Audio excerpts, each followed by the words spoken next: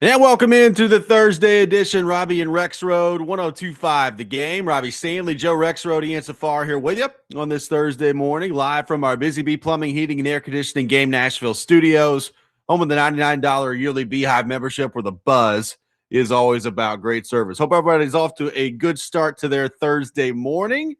Joe Rexrode, how are you? Good morning. What's going on? Well, I'm good in that Framber Valdez just signed with the Tigers, so I'm in a pretty good mood from that. I'm Play not. some baseball, baby. Yes, I'm not great in that.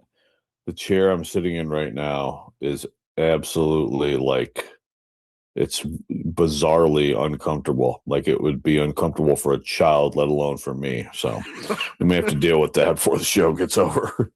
That one got me. Yep. No, that's not good. Not good. It's really Ian, bad. Ian, how we doing? What's going on? How's your chair? Good morning. Chair's okay. Not as nice as y'all's chairs in the studio, but we're doing okay on the chair front. We have actually about like 5 chairs back here in this tiny room for some reason.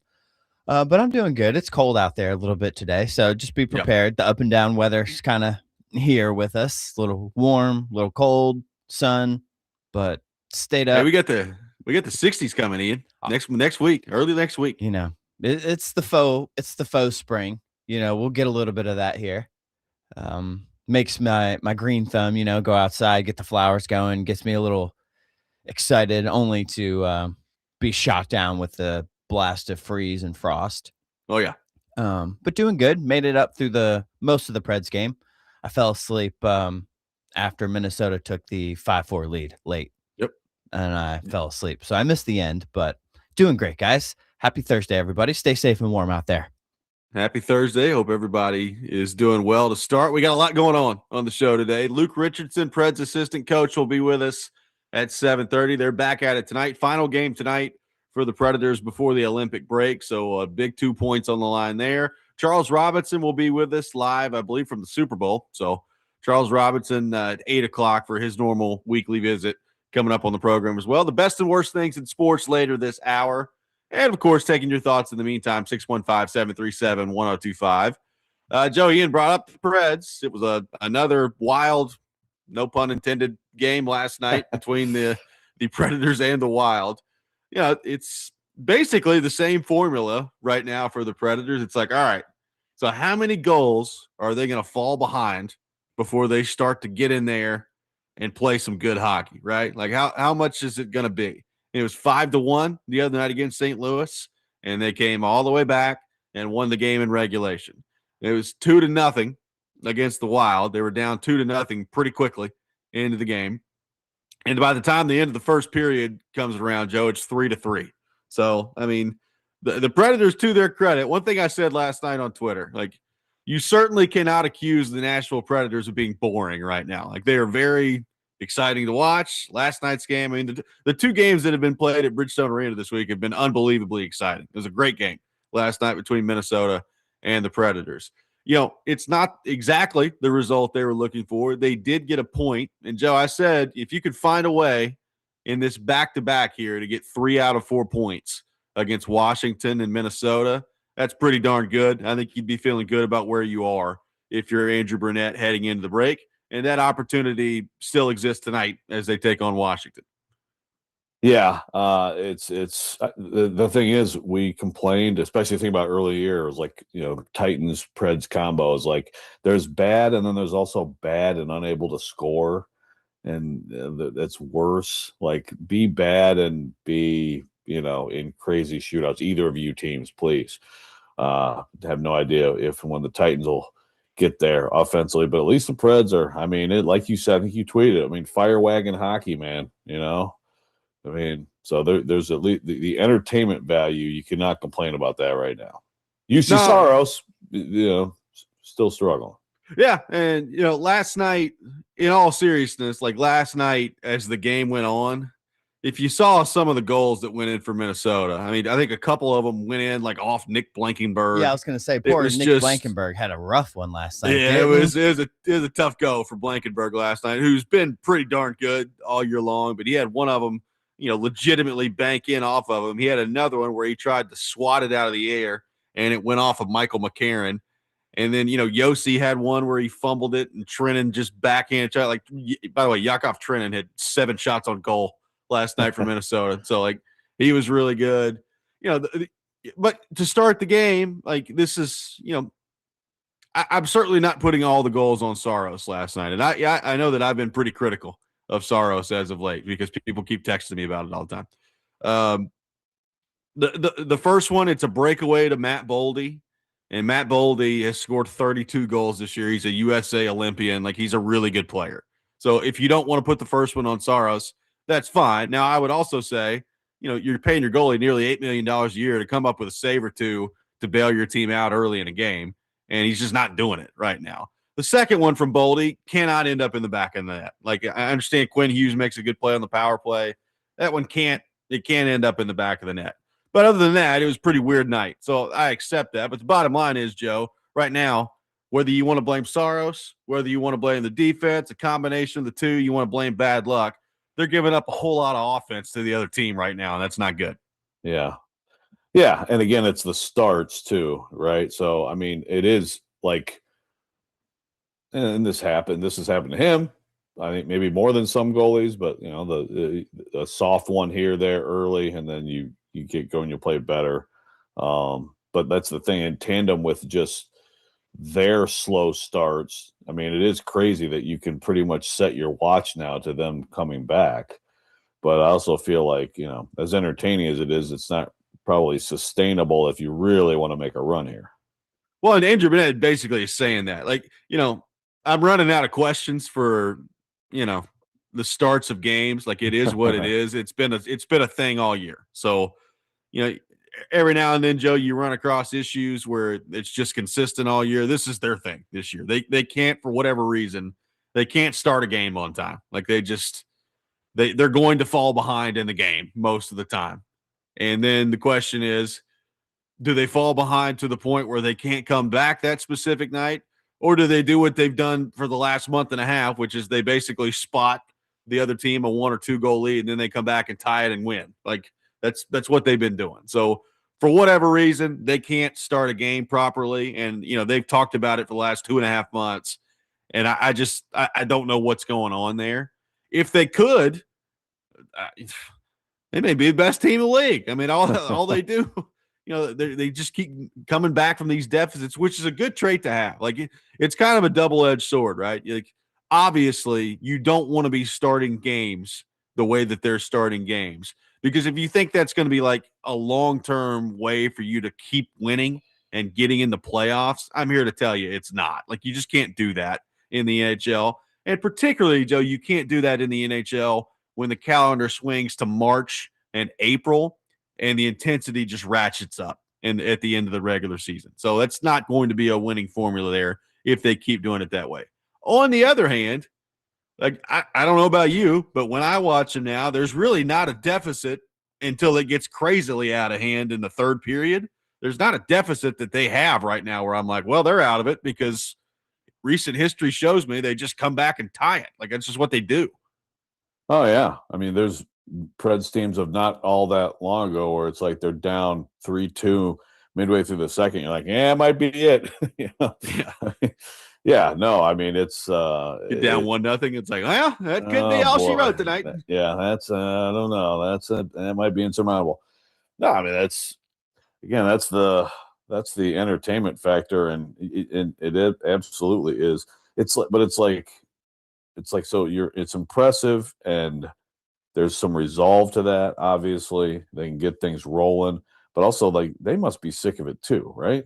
Like, what would it feel like to, like, be playing with a 3-1 lead in the second period? I mean, maybe it'd be bad for them. I don't know, but it'd probably be good to find out at some point. It feels like I don't know if this is unique to hockey, but I don't know, or if it's just like a longer season situation, but it feels like with hockey in particular, there's always one thing throughout the season that is kind of like a team's bugaboo that they can't seem to shake.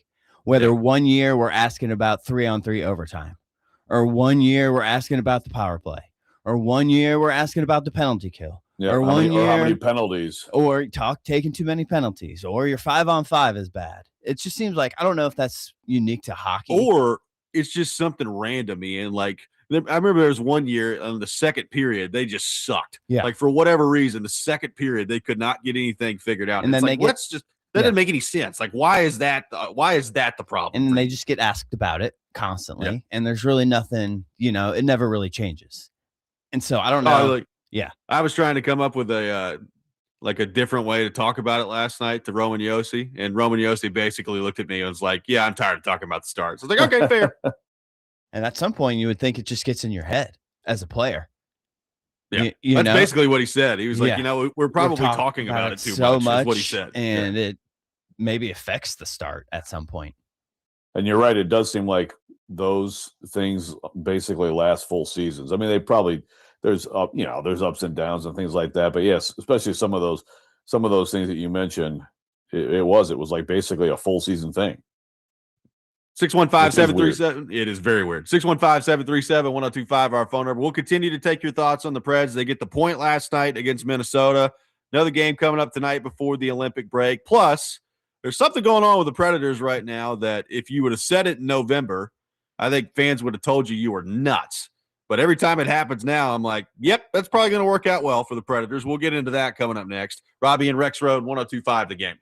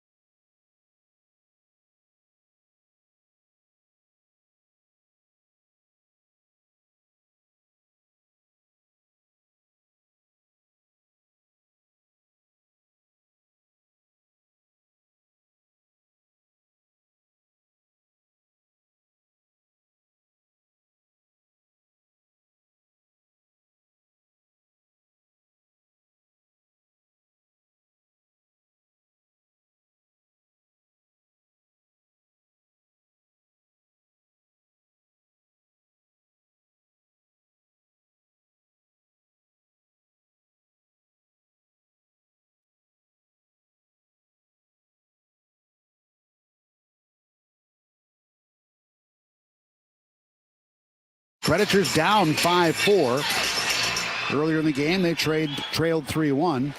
And now the puck thrown to the front of the Predators tie it up. A beautiful set play off the faceoff. Yossi throw it down to the right of the goal, and the Predators have tied the game at 5. Like you said, the big point for you guys, Jonathan, was just talking about the starts. And I know you guys have talked about it a lot. Yeah. How frustrating is it that continues to kind of be an issue? Yeah, I don't know. I think we gotta stop talking about it. We're talking about it too much. I think we just gotta go out there and play. And yeah, it's kind of how it goes sometimes. When you want something so bad, it kind of goes the other way. So I think we just gotta kind of let go of that and go out and play. Roman Yossi says, you know what? We ain't even going to be talking about the starts anymore. Let's just go play some hockey. May not be a bad strategy, Joe.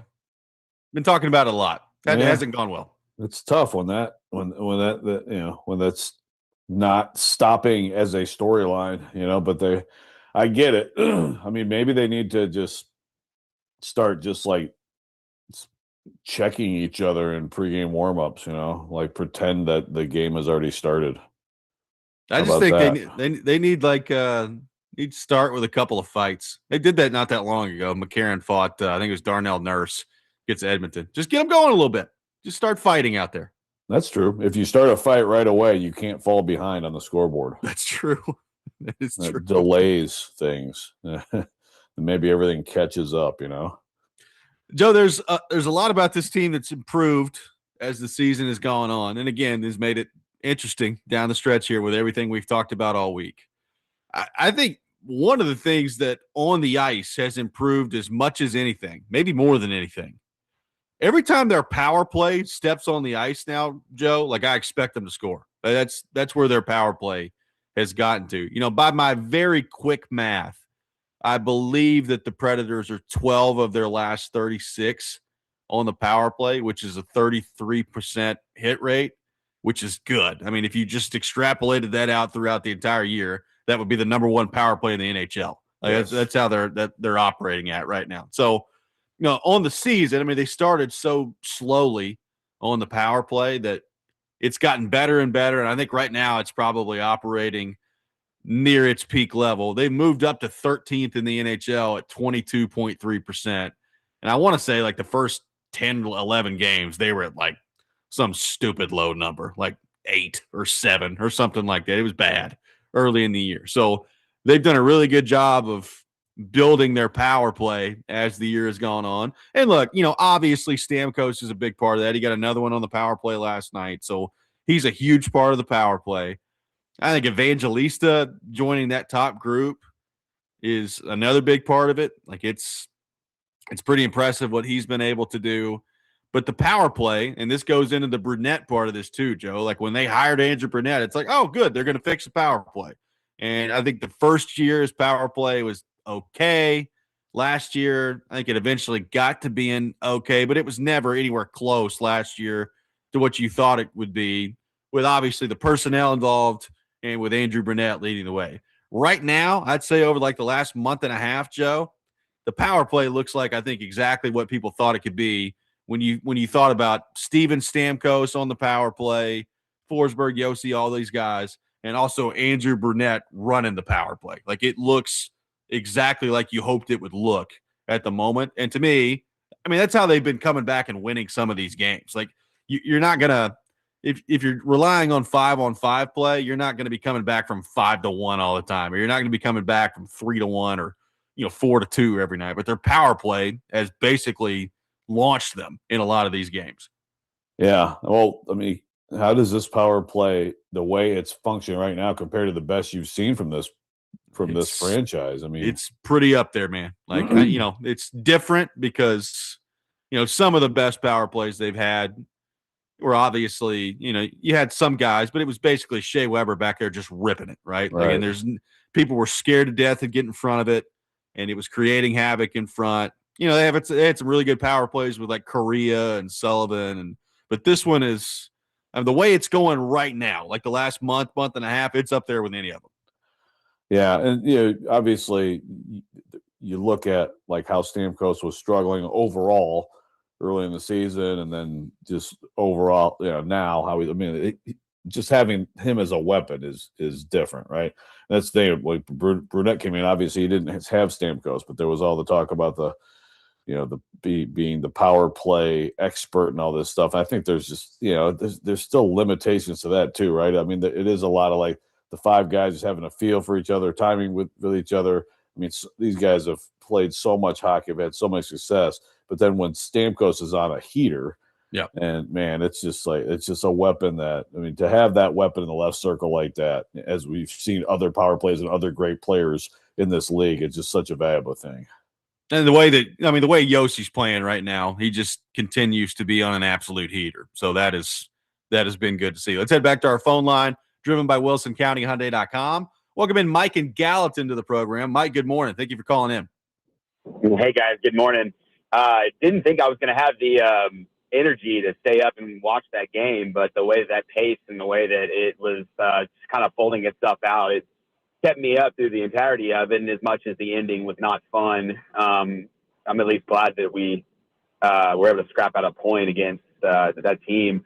The 3-on-3 overtime is starting to get infuriating, especially over here in the last month. Plus, it's almost that once we get into that period, I almost feel like we're destined to lose.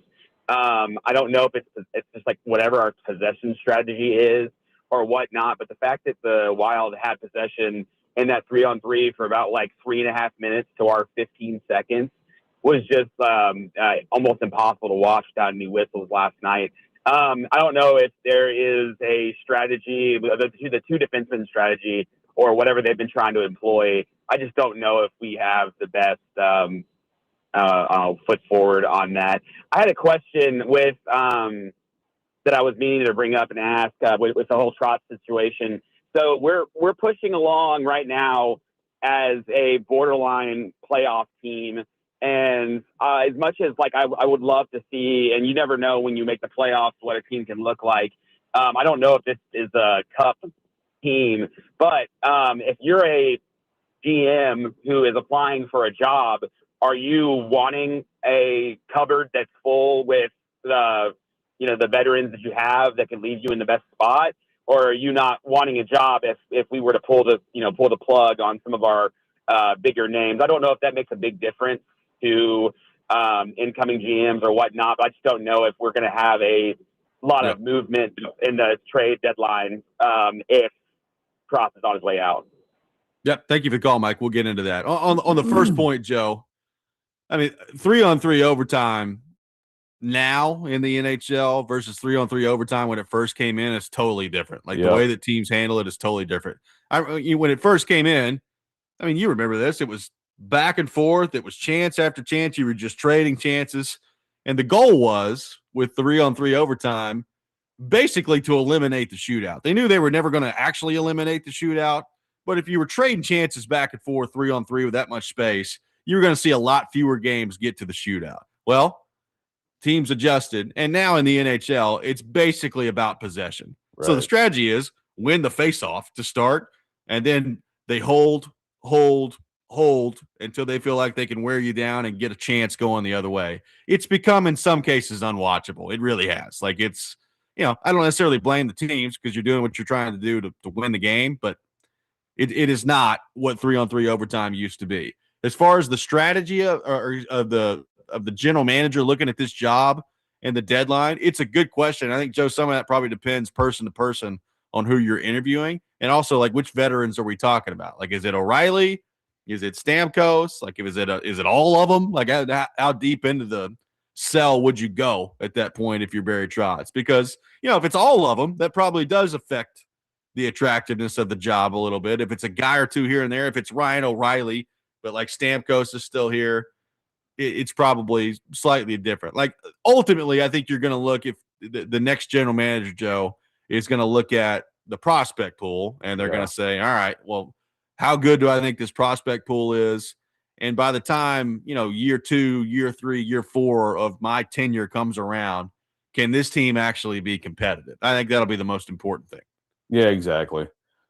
Especially not that things are necessarily going to be exactly as they have been. I'm sure they won't be, but you still look at this organization and you expect patience. right? And you know that you're going to be the third GM ever. And so it's not, I mean, yeah, of course you want good players now, but like you're going to have time to to build. And so the prospect pool is definitely, way more important. And yeah, it's 3-on-3 overtime. I mean, it used to be one of my favorite things. And I hate that this is I get it too, but it is. It makes it unwatchable at times, or way less fun to watch. Anyway, it's almost like it's like the reverse. In the NFL, we have everybody going for a fourth down, and now it's like this is something where everybody's kind of figured out something where it's actually makes it much less fun to watch. Yep. 615-737-1025 is our phone number. We'll get back into the Preds later in the show. Luke Richardson, Preds assistant coach, will join us at 7:30. So looking forward to that. We got quarterbacks in college football trying to remain in college football. Is it going to work or not? Or are they going to get kicked out? We'll get Joe's thoughts on all that coming up next. Robby and Rexrode, 1025 The Game.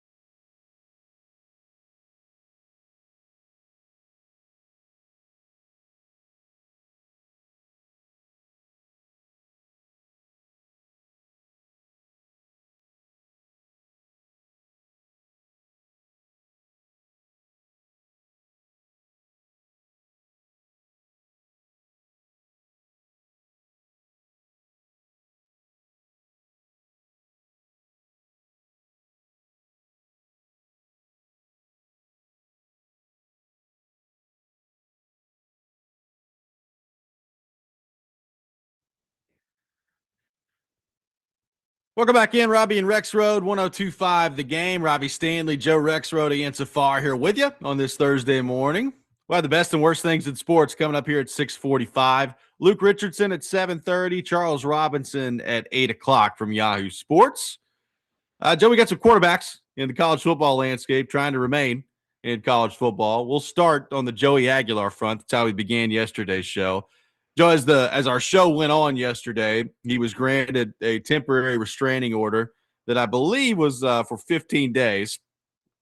That basically puts him back in the fold there. And you're only granted a temporary restraining order. And I forget what the exact definition is, Joe, but it's basically like if they feel like you're in like immediate harm of being lost out on money and all these different things. So whatever. There's a preliminary injunction that is at the moment still scheduled for February the 6th, which is tomorrow, for Joey Aguilar's case here, now that the temporary restraining order has been handled. And depending on how this hearing goes, whether it actually happens tomorrow or if it gets moved, because apparently there are some people in this case, Joe, that are involved in both the Aguilar case and also the Charles Bediako case, that somehow both got tentatively scheduled on February the 6th. And now there's requests to move all these cases all over the place. So we'll see what happens here on the Joey Aguilar front. That's a bunch of legal jargon that is neither here nor there. But what do you make of the TRO that Joey Aguilar got, what this could mean for him in terms of his eligibility for Tennessee next year, and now Josh Heupel getting involved, Joe, in some statements that have been obtained where it's basically like, yeah, the Vols would love to have Joey Aguilar back next year. It'd be awesome. Yeah, well, the Heupel statement, at least, like, I guess we kind of know where he stands, right? I mean, it's not like he was going to speak out against him, Right. but he actually went, and I mean, it's almost like if you're going to come out there and say, yes, we want him, like he's going to make this money, we're going to have him, you are basically committing, excuse me, to starting him, right? You're committing to starting him next year, which again, I think they would. I mean, I think it'd be a pretty easy choice after the way he played last year compared to people who have never, started for Tennessee. But yeah, it's TROs, like you said, it might move. I mean, it comes down to getting a preliminary injunction. That's what actually gives him next season. So, I don't really know what the TRO is that big of a deal. I mean, it comes down to this next thing. I mean, but it does point to him having a real chance, I guess, right? I mean, Yes. it points to him having a real chance. I mean, the NCAA is arguing, that this is another thing that denies, high school kids opportunities. They argued that like the Pavia thing is different. There's other, like Ziegler got denied stuff, but again, like Ziegler was just like basically.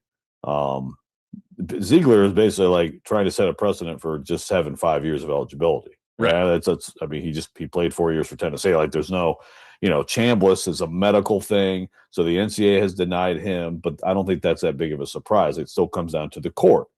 Does the information on his 2022 medical stuff at Ferris State, is that compelling? They have a doctor who said yes, he was hurt, he missed all, So that'll be the judge. And for this one, I mean, it's just, look, when it comes down to it, again, it's just if your JUCO time can be separated out and considered different than your time in D1, then I think he's got a real chance here. Yep. I'm going to be interested to see what happens on that front when it happens too. Does it actually stay for tomorrow, or does that case get moved again with all the Bediako stuff going on as well? And then there's Trinidad Chambliss, as you brought up. The NCAA has denied his 6th year of eligibility waiver. And now all that means, Joe, like a lot of people saw that yesterday and was like, well, he's done. He's got to go to the NFL. All that means now is the fight basically shifts to the state court in Mississippi here. So it's not set in stone that Trinidad Chambliss isn't going to play college football next year. But the NCAA did deny his appeal officially as of yesterday. So you got that going on, and now this is headed to a state court in Mississippi where this will be solved one way or the other on the Chambliss front.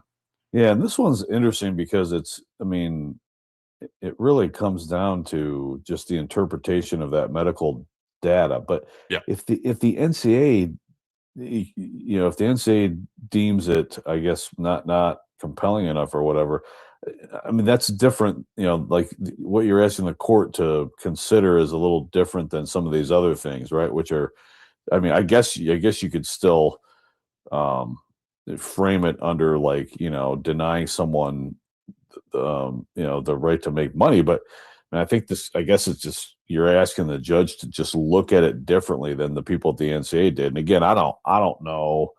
I mean, it does seem like going back and saying, oh yeah, no, he was hurt then. Right. But that apparently, I mean, Ole Miss had this really angry statement basically about the NCAA, denying. They said it was indefensible. Yeah, indefensible in light of the undisputed facts.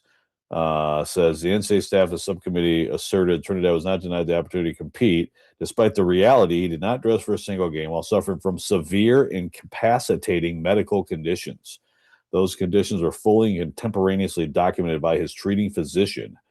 So, yet his waiver request was still denied. So, yeah, I don't know, this is one of those. It's amazing Chambliss is still alive when you read it that way. Yeah, right. Yeah. But it is also like, I don't know. Maybe it's just really flimsy, like what they presented. But this does seem like one where it's like, do you guys want to do more court stuff, NCAA? Like you're signing up for more, more lawyers, so you're having to dispatch more lawyers to like some other like SEC town where the Ole Miss booster judge will rule against you. All right. Yeah. Good luck. I don't know if that's what's going to happen or not, but here's another court case. That's what happens in college sports these days. Well, Chambliss is interesting too from the standpoint of, look, I have no idea if Trinidad Chambliss is ever going to be like a starting quarterback in the NFL. But like if you're him, you just played really well this year. You played really well into the playoff too. And you're looking at the draft class right now at quarterback. Like, I don't know. You tell me, Joe. Like, if this doesn't work out and he's going to the NFL, would that be maybe the best move for him anyway, given the lack of real guys in this draft? At least as we sit here on February the 5th, looking at the quarterback class, it doesn't look like it's going to be that strong. So would this be the year to actually just come out and be in the draft anyway, if you're him? You could make that case. Yeah, you could make that case. It is very interesting because I don't know. I mean, next year's draft class may end up being. So I hesitate to. Oh, next year's is going to be, because again, next year I guess maybe Arch is number one, but again, people thought Arch was so amazing he was going to be number one this year, and then after about 4 games, it's like, oh, he's not going to the NFL. So who knows? But yeah, this we know is a weak quarterback class. Like if you compare, what is Ole Miss going to pay him? I don't know if it's been reported. They're probably going to pay him $4 million or something like that. Maybe not that much. But if you compare that 1 year pay to, being like a 3rd round pick, it's probably worth it to stay. And then I guess the other argument too is like, okay, well, what if he, has a Heisman type season this year, but like he improves and so not only does he make this money, but now he's in a better position as a prospect next year. My only answer to that though is like he's still going to be, again, just everybody's making a big deal out of Pave being 5'10", 5'9" and 7/8 is 5'10". Like no one, anything 7/8 ever goes back to what, like you round up to 5'10". Chambliss is 5'11". Right? I mean, that's not going to change. So, like, there's still going to be some of the same questions about him. Yeah, I could see the case. I could see making the case to him to be like, yeah, I guess you see this through though, right? You see this through, and you could. I guess, and then you have options at least, but yeah. Yeah, but no, I mean, he does have options, and I could see him. The way he played. I could see someone liking him a lot and him being, I don't know, even maybe a 2nd round pick. If I was Dabo, I'd be picking up the phone right now and tampering with him a little bit, just get back at Ole Miss. Oh man, God, that'd be the best thing ever. Come on, Dabo. Just get in there. Debo just does it and puts it on like Instagram Live while he's doing it. That'd be sick. Drops a $10 million bag on him. 615-737-1025 is our phone number. We'll have the best and worst things in sports coming up next. We'll take your best things, your worst things on our text line. Robby and Rexrode, 1025 The Game.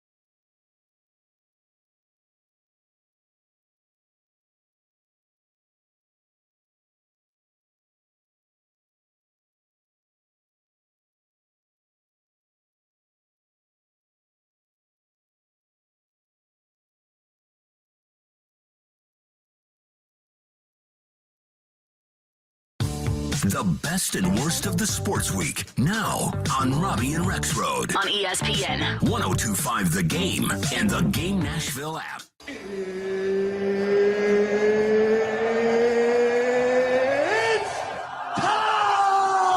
This is the worst. You look like you're feeling sorry for yourself. You don't even know. Oh, yes! Unbelievable. He's one of one. He is him. This is a Coke bottle. It's not a crystal ball. When I woke up this morning, I was feeling pretty dangerous. It is time for the best and worst things in sports. We'll take your best things, your worst things on our text line driven by WilsonCountyHyundai.com. Rexrode, kick us off with your best and worst things in the world of sports. Yeah, I mean, I'm going to be selfish here. Leave all the Super Bowl stuff to you guys if you want to do any of that. But like I said, man, Framber Valdez to the Tigers. I mean, 3 years, $115 million Valdez and Skubal. Now, if they trade Skubal today, then I'm going to. That's the worst thing in sports for the year. So I do want that out there. But I'm going to combine that with Golden State dealing Jonathan Kuminga, Buddy Hield for Porzingis. What's that going to do for my Dubs? I don't know. That's a good question. Do you like that move? I mean, I think it's worth a shot. I would have liked it more like 2-3 years ago. But I am kind of intrigued, I must say. I mean, maybe it's a little too late here, especially with Butler. I mean, Butler out, man. He was playing so well. But still, I like that they tried something. So that's my best in sports. My team's doing things, especially Valdez, though, man. That is exciting. My worst in sports, I'll reiterate what we talked about yesterday, but I mean, the Washington Post, I continue to be just like blown away by like anyone's looking at, and anyone who has a media company or, a newspaper, news organization saying, what really we should do is get rid of sports. Cause that's not what? I mean, it's like all time stupid. It's all time stupid for people who like I understand Bezos is just, and of course, he has 200 and some billion. So sure, go ahead and destroy a great institution and probably the best newspaper sports section in the country. But beyond that, the people who he hired to do this, like they are all time, will never work again. And yeah, there's a lot of great, a lot of these people, some of them are friends of mine. They're going to find places they're really good. But I mean, it's a disastrous move, and that's my worst in sports. Can you imagine if, like, on the same day, Joe, Draymond got traded from Golden State and Skubal got traded from the Tigers? Like, that'd be a tough one for you, wouldn't it? Boy, yeah. I thought Draymond might be on the move too. I thought it might be happening, but keeping the band together still. Apparently so. Ian, your best and worst things in the world of sports. My best funny thing this week was, did you guys see this boxer, Gerald Miller, get his hairpiece knocked off? Oh, yes, I did. Oh, no. Oh, it was amazing. Hilarious. And then he grabbed it and chucked it into the crowd. Yeah.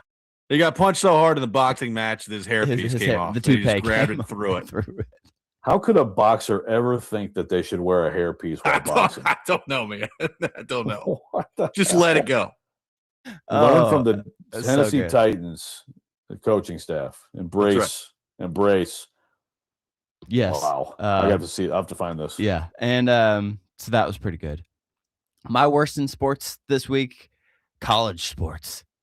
Just, I don't want to say college sports is broken and all that kind of thing, but there's just no good news coming out of it right now. And it's all college coaches, trolls, transfer portal, suing, extra eligibility, who can play, who can't play. And the whole amateurism and the money, it's just been so backwards for so long. It's seeing a breaking point, and it's tough to watch. So that's my worst. It's very annoying. There's no doubt about that. My best thing in sports, quality of hockey in the NHL right now, extremely high. Like, it's an extremely fun part of the season right now. I mean, there was obviously here locally, 2 great Preds games this week.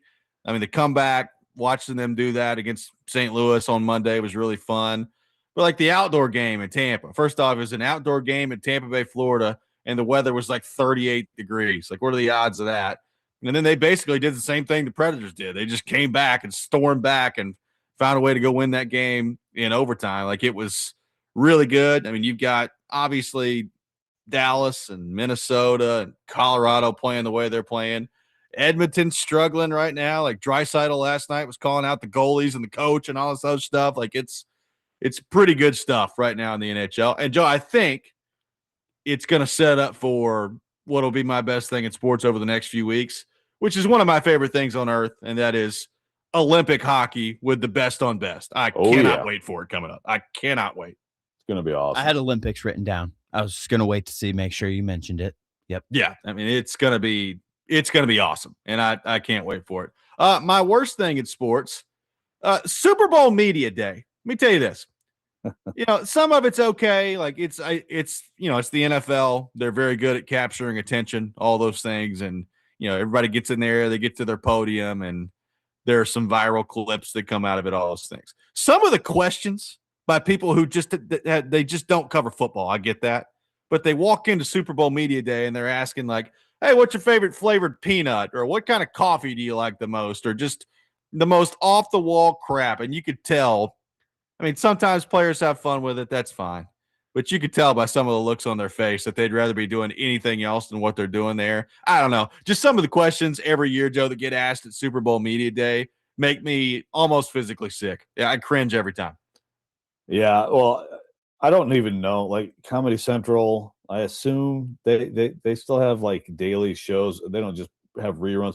Like Comedy Central used to have whatever shows it had, that were like live shows. They'd always like send all their people to meet. You know what I mean? Yeah. Or like late night shows would send like some goofball. Who was like, that? Who?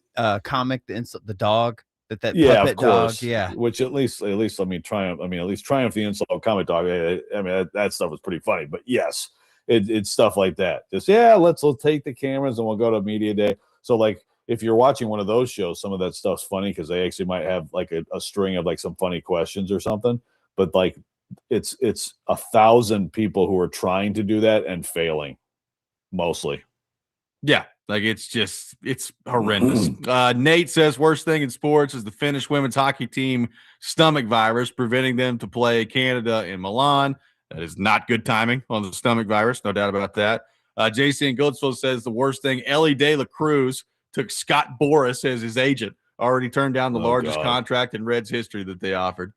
Baseball got a big problem, man. And I understand that they're probably never going to have a salary cap, and that part of it is what it is. But between like you being, let's say you're a market like Cincinnati right now or Milwaukee or whoever, right? And you just feel like, oh, good, we've got really good players that are franchise type players that are young, and we're gonna develop them and all these things. And then one day they're just gonna get the free agency and leave and go join the Dodgers. That'll be fun. Like it's what baseball basically is right now. No, it's a real problem. It's a real problem. And it's a joke. I mean, to me, the salary cap has to happen. I mean, they keep coming up with ridiculous reasons for it not to exist, but I think that's the only way. I mean, frankly, I don't want to be too dramatic and say to save it, but it's long overdue, and it's ridiculous. I mean, you were basically MLB is really like there's a feeder league aspect, and then there's there's the elite tier that's just going to wait for your. It's just like people get in the portal, like, oh, Belmont's got an awesome shooter. All right, well, guess what? Maryland just stole him. Yeah, it's the same thing. Yeah, it's absurd that we've allowed professional sports to get there to that point in baseball. 615-737-1025. Our phone number. We had Kuharski on with us yesterday on the program. We got into a lot of different topics with him, including a potential free agent target out there that Kuharski wanted no part of. So is he right or is he nuts? We'll get into that coming up next. Robby and Rexrode, 1025 The Game.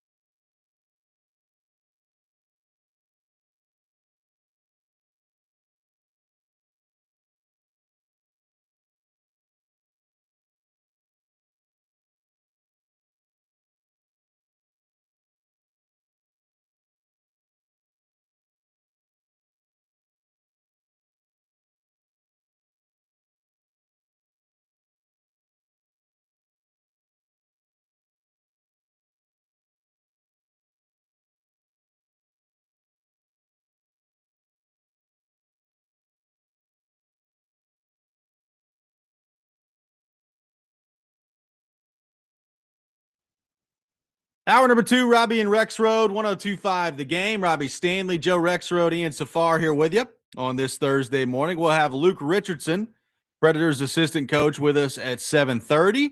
And the Predators back in action tonight. One more game before the Olympic break. They're taking on the Washington Capitals. Charles Robinson from Yahoo Sports will be with us at 8 o'clock. He is live out at the Super Bowl. So it will be a very early morning for Charles, which will be 6 a.m. local time for him, 8 a.m. for us, coming up later in the show. So looking forward to that. Charles, we admire the dedication to our program. We are live from our Busy Bee Plumbing, Heating, and Air Conditioning Game Nashville studios, home of the $99 yearly Beehive membership, where the buzz is always about great service. Joe, we had Kuharski on yesterday. It was a very eventful discussion. We had, uniform talk. We had some coaching staff talk. We had coffee that got spilled. There's a lot of things going on with Kuharski on the program yesterday. One thing we brought up was George Pickens and whether or not Kuharski thinks the Titans should have interest in Pickens if he makes it to free agency. As we pointed out, Joe, he's going to be 25 years old. He just had 93 catches for almost 1,500 yards down there in Dallas. So that's a pretty good season. That type of production and at that age just doesn't make it to free agency. It doesn't happen in the NFL. But there is also, a situation that he went through in Pittsburgh where he was just obviously a huge problem to the point where they were just willing to discard him at that point, which they did. He ends up in Dallas, and now you got to make a decision whether you're Dallas or somebody else to give him a whole lot of money based on what the production just looked like. This is what Kuharski had to say yesterday when we asked him whether or not he would have any interest in George Pickens. None. I mean, if you're getting rid of Jarvis Brownlee because he was a little bit of a problem culturally, different coaching staff. If you've got questions about Tavondre Sweat culturally, well, the GM is setting the culture in hand with Robert Saleh and his coaching staff. I just don't think George Pickens is the kind of guy, after you have an established culture and an established roster, that you say, hey, can we handle this guy? And you have a meeting about it. And if you decide you can, you bring him on. But as you're building and setting a culture, first off, I think Dallas is going to sign him before he gets to free agency. I think so too. And that's going to be dealt with. But I just don't think – I think he's the kind of guy that, had a spectacular season, very good player.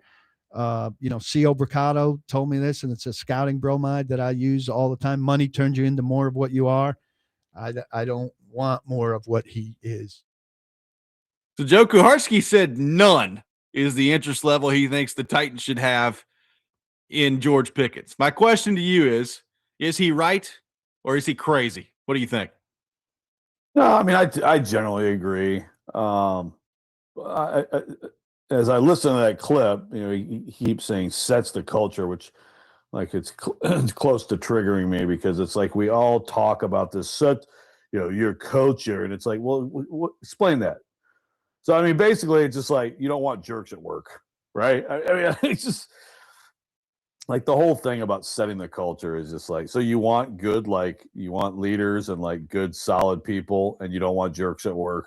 And if you're better at the sport you're playing generally than the teams that you're playing, and you win more than you lose, your culture is probably going to be good because people aren't pissed off as much.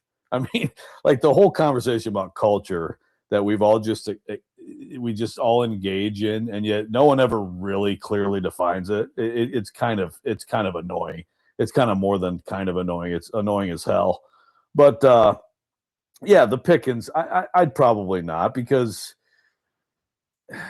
there's too many. I think there's just too many red flags. And again, this team isn't. Jeff Simmons got a lot of, and I think he deserved it, a lot of praise last year for certainly his incredible year on the field, and they should be paying him too. By the way, I mean he earned another deal. I'd get out in front of it, and he got praise for leadership, and certainly there's no question that he improved, right? I mean, he stopped doing the dumb stuff. I mean, look, I have no problem. I think everybody should be able to throw Andrew around once a year or something. Slap him around a little bit, put him in a dunk tank, whatever. But stop doing the immature stuff. But is he still, that's one guy, and there's some other good, obviously solid guys and leaders on the team, but it's not like this really you can't have a great core of leaders, I don't think, for a team unless you're winning, can you? I mean, how many teams that are losing, how many of them have great leadership situations? I mean, I guess maybe we wouldn't know about it, but typically a strong culture is a team that's winning, that's established something, that has demonstrated some level of performance in the sport they're in. Yeah. And then you got really good leaders, mature people who, if someone is, doing whatever as a distraction, they can put an end to it. The Titans don't really have that right now. I mean, I don't know how they would. They have Jeff Simmons, who's a great player and has become better as a leader. And, you got some guys maybe on the offensive line and stuff like that. But again, they don't have people when they used to have, first of all, a veteran quarterback and a Kevin Byard and a Ben Jones and things like that. They don't have that right now. So that's why I would say, he's very talented, but I think there's too much risk there. Well, look, I'm not saying that it's 100% that you just absolutely go try to do it. And again, we'll see if he actually makes it to free agency. But, I mean, shouldn't this be also you just hired this coaching staff with all this experience and you rave about their leadership skills?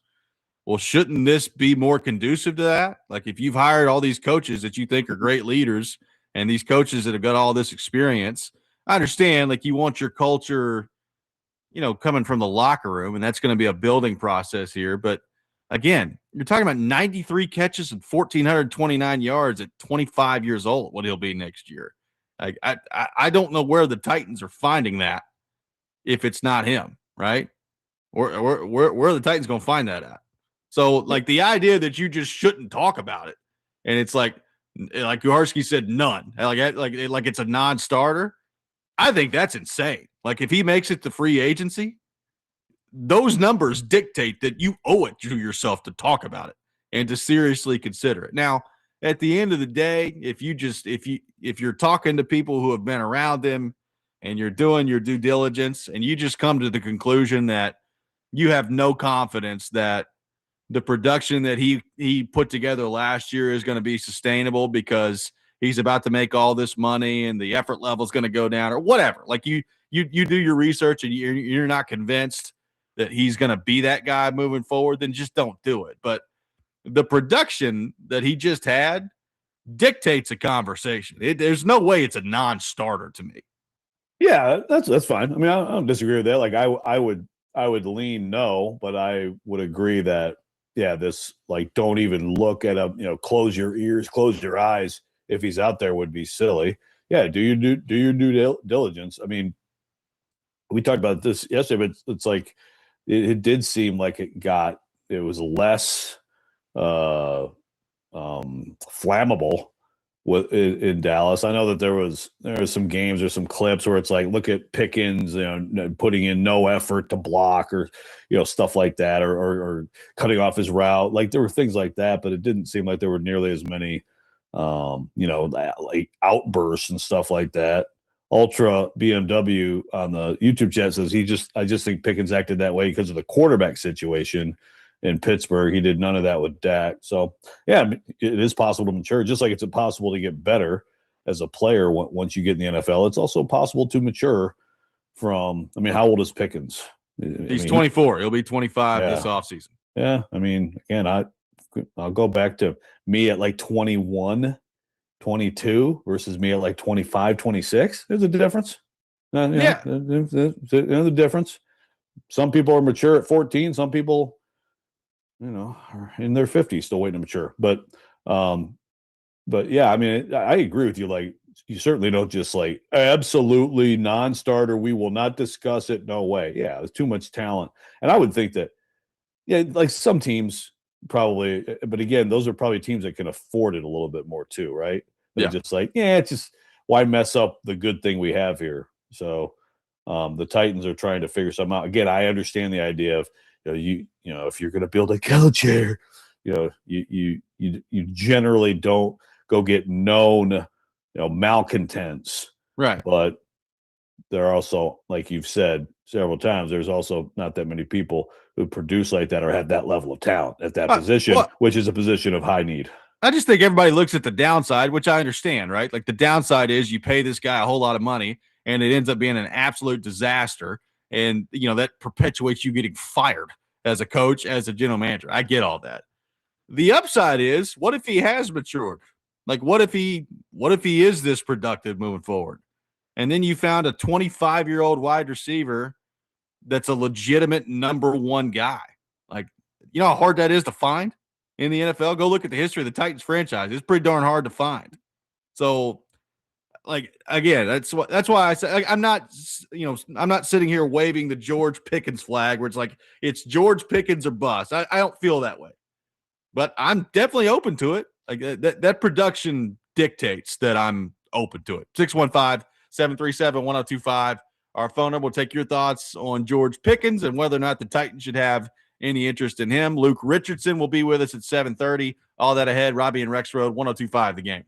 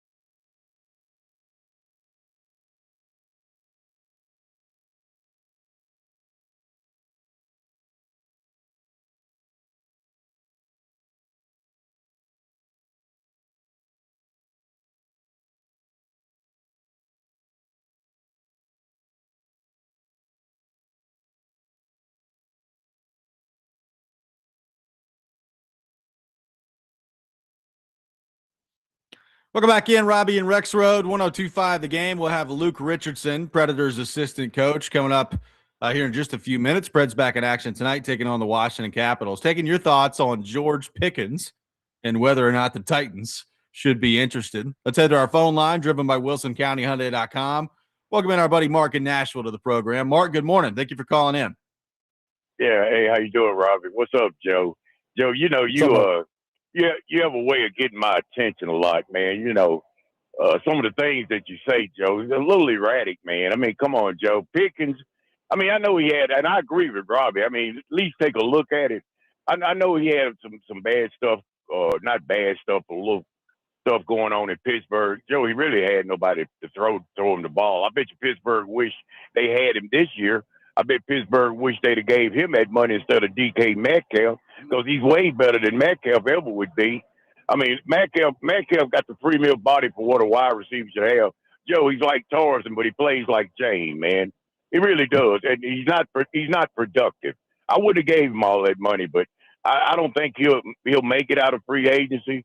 But Joe, I want to ask you real quick, man, because I got another question after that. What do you got against him, at least looking at him? I know the Titans got a bad past of signing wide receivers, free agent-wise. It hadn't worked out in a lot of ways. But those were older wide receivers. This guy's only 25. Tell me why. Well, I just said that I agree with Robby that, like, you don't just close yourself off completely. I'm not hardline like Kaharski. If you gave me a choice right now, I'd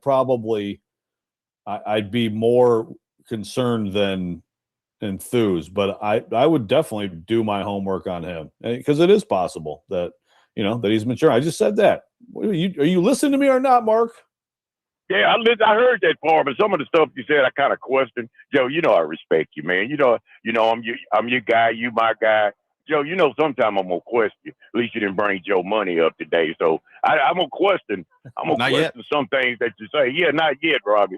But I agree with Robby. But Joe and Robby, he does have a coach there that, I think could handle him, could deal with him, could get the best out of him. I don't think he'd end up in there. I think if he did become a free agent, he's going to go somewhere where it's an established quarterback, more than what Cam is. I don't think he would come to Nashville anyway. But I would take a look at him, Joe. I really would. I think, hey, the Titans need everything. They need to take a look at everything they could take a look at. But my Raiders, Joe, Mendoza, we're coming, Joe. We hired the guy I tried to tell y'all to get Clint Kubiak, but you didn't listen to me. So, hey, man, y'all have a good day. Thank you, Mark. Mark. Don't take it personal because I'll question you, man. I love you, Joe. See y'all, Robby. See Joe. Ian. Thank you, Mark. Appreciate I'm all for it. I'm all for it. Mark from Ashland City. Got a lot of Marks on the program. Mark from Ashland City says the attitude of, well, does he fit the culture, is how you lose players like A.J. Brown. The quarterback and coach are the ones who typically build the culture, not wide receivers. The Titans can't operate like that. If you have a chance to get a potentially elite playmaking wide receiver, you have to seriously consider it. They're all a little crazy anyway. This is what Mark from Ashland City says. Yeah, we all have different definition of culture. So now it's just the quarterback and the head coach. And yeah, again, it's just like you want as many like cool people and as few jerks as you can at your work. At 102.5 The Game, we have some cool people. We have some jerks, I'd say overall we have more cool people than jerks. So, we have a good culture. I mean, we've made the show work for years with you just being a jerk the whole time. Exactly. Right. Like I bring the jerk element, but people keep me under control. And so, we're fine. It's a good thing we've got Kuharski in on Wednesdays to kind of help us set the culture and be nice about it. Exactly. To bring in that real collegial, really nice kind-hearted is really the way I'd describe it. No, look, I'm not opposed to looking at him. I would agree. But it's like when you talk about Pittsburgh, and it's like, yeah, maybe they did regret it, but also that's my thing is like if Pittsburgh, which is a place where typically, like you would think that's the culture that doesn't matter, shouldn't matter, right? Like I understand the quarterback, so that's fair. And again, that's also part of why he was probably upset because they had bad quarterback play. That's the problem for Pittsburgh. That's why there's a different regime now. But it's still like them deciding, yeah, it's just not going to work out. That to me does say something, right? Yeah, for sure. But I guess the question is he different now, right? Yeah. That's what you have to determine if you're the Titans. And look, somebody said this on the YouTube chat, Richard, and I agree. Like, this is part of why you go all experience with your coaching staff, right? Like, if your coaching staff has all this experience, I mean, it's not unreasonable to assume you should be able to handle something like this. Yeah. No, totally fair. And I also get like Skyler, we talked about this yesterday too, but you can't get rid of Brownlee and then sign Pickens, Now again, Brownlee we're talking about two completely different levels of players. Yeah, Brownlee's like a really good fourth corner and fine as a starter, and Pickens is like one of the most talented receivers in the NFL. So that's why. And you absolutely have a sliding scale on like personality, whatever, conduct and talent, and so he's, people are going to have a lot more allowance for stuff with someone as talented as he is. Someone mentioned like, what about putting something in his contract about it's like, well, if you want to guarantee you're not going to sign a free agent, try asking his agent that. That'll go over really well. If he makes it out of Dallas, which is a big if, but if he makes it out of Dallas, I'm very interested to see what the market for him is going to look like. I'm definitely interested to hear what Charles would have to say on him a little bit later in the show. We will get into that with him coming up in the 8 o'clock hour. But it's very fascinating, the George Pickens situation, because like I said, that's what makes it such an interesting decision for the Titans is people with that age and that production tied to them just don't make it to free agency very often. So we'll see what happens on that front. Luke Richardson will join us coming up next. Preds back in action tonight, taking on the Washington Capitals. We will get into that with him next. Robby and Rexrode, 102.5 The Game.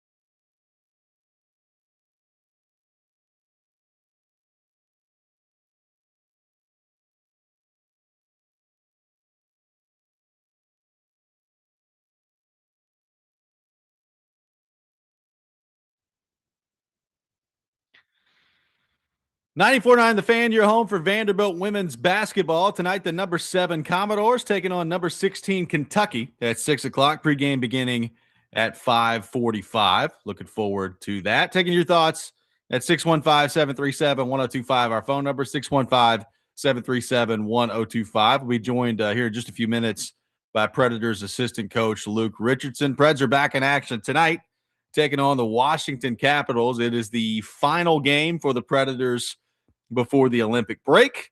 So, Joe, it was a great game last night, Minnesota and Nashville. They get the point in overtime. And if you can find a way tonight to get a win against Washington, that'll be 3 out of 4 points during that stretch. That'll be 5 out of 6 this week. And right now you're looking at the standings. You're 4 back. So Anaheim got a win. They're the second wild card team right now. So you're 4 back of the Ducks. LA made a big move yesterday. LA's right there in the thick of it too. Right now they're not in the playoffs, but they brought in Artemi Panarin yesterday, Joe. So brought in Panarin. He signed a 2-year extension, and now the Olympic roster freeze is in place. So you're not going to see any trades that are happening in the NHL over the next few weeks here. But that's a big move by the Kings kind of right before the roster freeze deadline there, Joe, to bring in Artemi Panarin to add to the mix. Yeah, man. New York to LA. That is a huge deal, potentially for that team for sure. So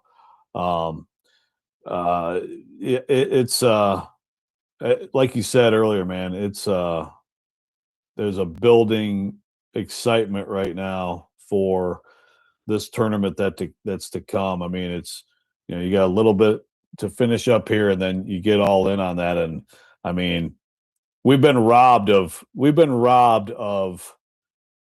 this, and we've talked about it in the past when we didn't have it, man. It's so different when you got best on best in this tournament. And just think about some of the line combinations and just some of the matchups of these teams. I mean, when US and Canada play, it's going to be like, I still remember, my gosh, was it 2010? 2010. Yeah, 2010, they like the gold medal. I mean, like that stuff's hard to beat. So really, really excited that we finally get back to this. Yep, Preds got 4 Olympians going. They honored those guys last night. Eric Haula and Saros are on Team Finland. Yossi with Switzerland, obviously, and then Philip Forsberg representing Sweden. So we'll see what those guys can do by the time the tournament comes around here. And then when you get back, I mean, it's going to be a push. And like I said, I mean, LA gets Panarin in there. In the Pacific right now, we talked about the Central. Basically, the Predators, your path to the playoffs is coming through the wild card, because the 3 spots in the Central Division are just – it's going to be too hard to catch. Like, it's Colorado, Minnesota, and Dallas, who you can make the argument, Joe, are like maybe 3 of the best 5 teams in the entire league, right? Like, I mean – I think I don't even know if it's an argument. Like right now, I think they're 3 of the best 5 teams in the league. So meanwhile, in the Pacific, Vegas is leading it at 66 points. Edmonton's at 64. They're in second. But right there is Seattle and Anaheim and LA. They're all kind of right there together. So like Edmonton's in second place in the division right now. They're struggling. They can't get a goalie, no matter who it is, to make a save at this point. Nobody's really going other than McDavid, Draisaitl, and Ekholm's been playing okay. But they can't put together any sort of traction. Like, they've basically been a team all year long that'll win 3 and then lose 2, or win 2 and then lose another one. They can't put together any streaks. So everybody's like, I understand. I said it yesterday. If the Predators made the playoffs, I don't really want to see Edmonton because it's McDavid and Draisaitl, and we've seen what those 2 guys do. But they're not really gaining any traction right now. The Pacific is wide open, whereas the Central, it feels like you got 3 spots already locked down in the playoffs. Yeah. And now does Breadman, does that change the math? They're only 6 points out. How much of a difference does that end up making for their push? You would think it'd be some pretty significant. Yeah. I mean, you would think it would be some, and then, to immediately give him the extension after that too. So if the Preds win tonight, you're looking at 61 points was where they'd be through 57 games played. So you're coming back, and at that point, you've got 25 games left to go in the regular season. So, I mean, we always think that typically it's going to take what? Some years it's 93, 94 points. Some years it's a little higher where it's like 97, 98. But you're going to have to be on pretty good pace toward the end of the year here if you're going to find your way into the playoff mix there. And, they're also throughout this stretch, Joe, they're going to be playing these teams head to head. Like they're going to be playing LA again. They'll be playing Anaheim, I think, a couple more times. So those are going to be massive games, like directly in Utah in your own division, that it's right there in the wild card race too. Like there are going to be some massive games that they're going to have down the stretch. We talked about the power play earlier in the show. Like if you can keep your power play humming at the level it's humming at right now, if you're the Predators, and that's how you're going to stay in some of these games and stay in this race. Like having the power play that they have right now is a huge weapon for them. Yeah. No, the bottom line is they're going to be in this. I mean, unless they change the team, and that may happen, but if they don't, they're going to be there. They're going to be there until the end. I mean, the condensation of those teams, for those two spots. I mean, there's no reason to think that if not the end, pretty freaking close to the end, right? You would think. So then it gets into just, are they going to be allowed to do that? And what's the cost? What's the benefit? Mark from Ashton City, I'm with Vinkin. Sell.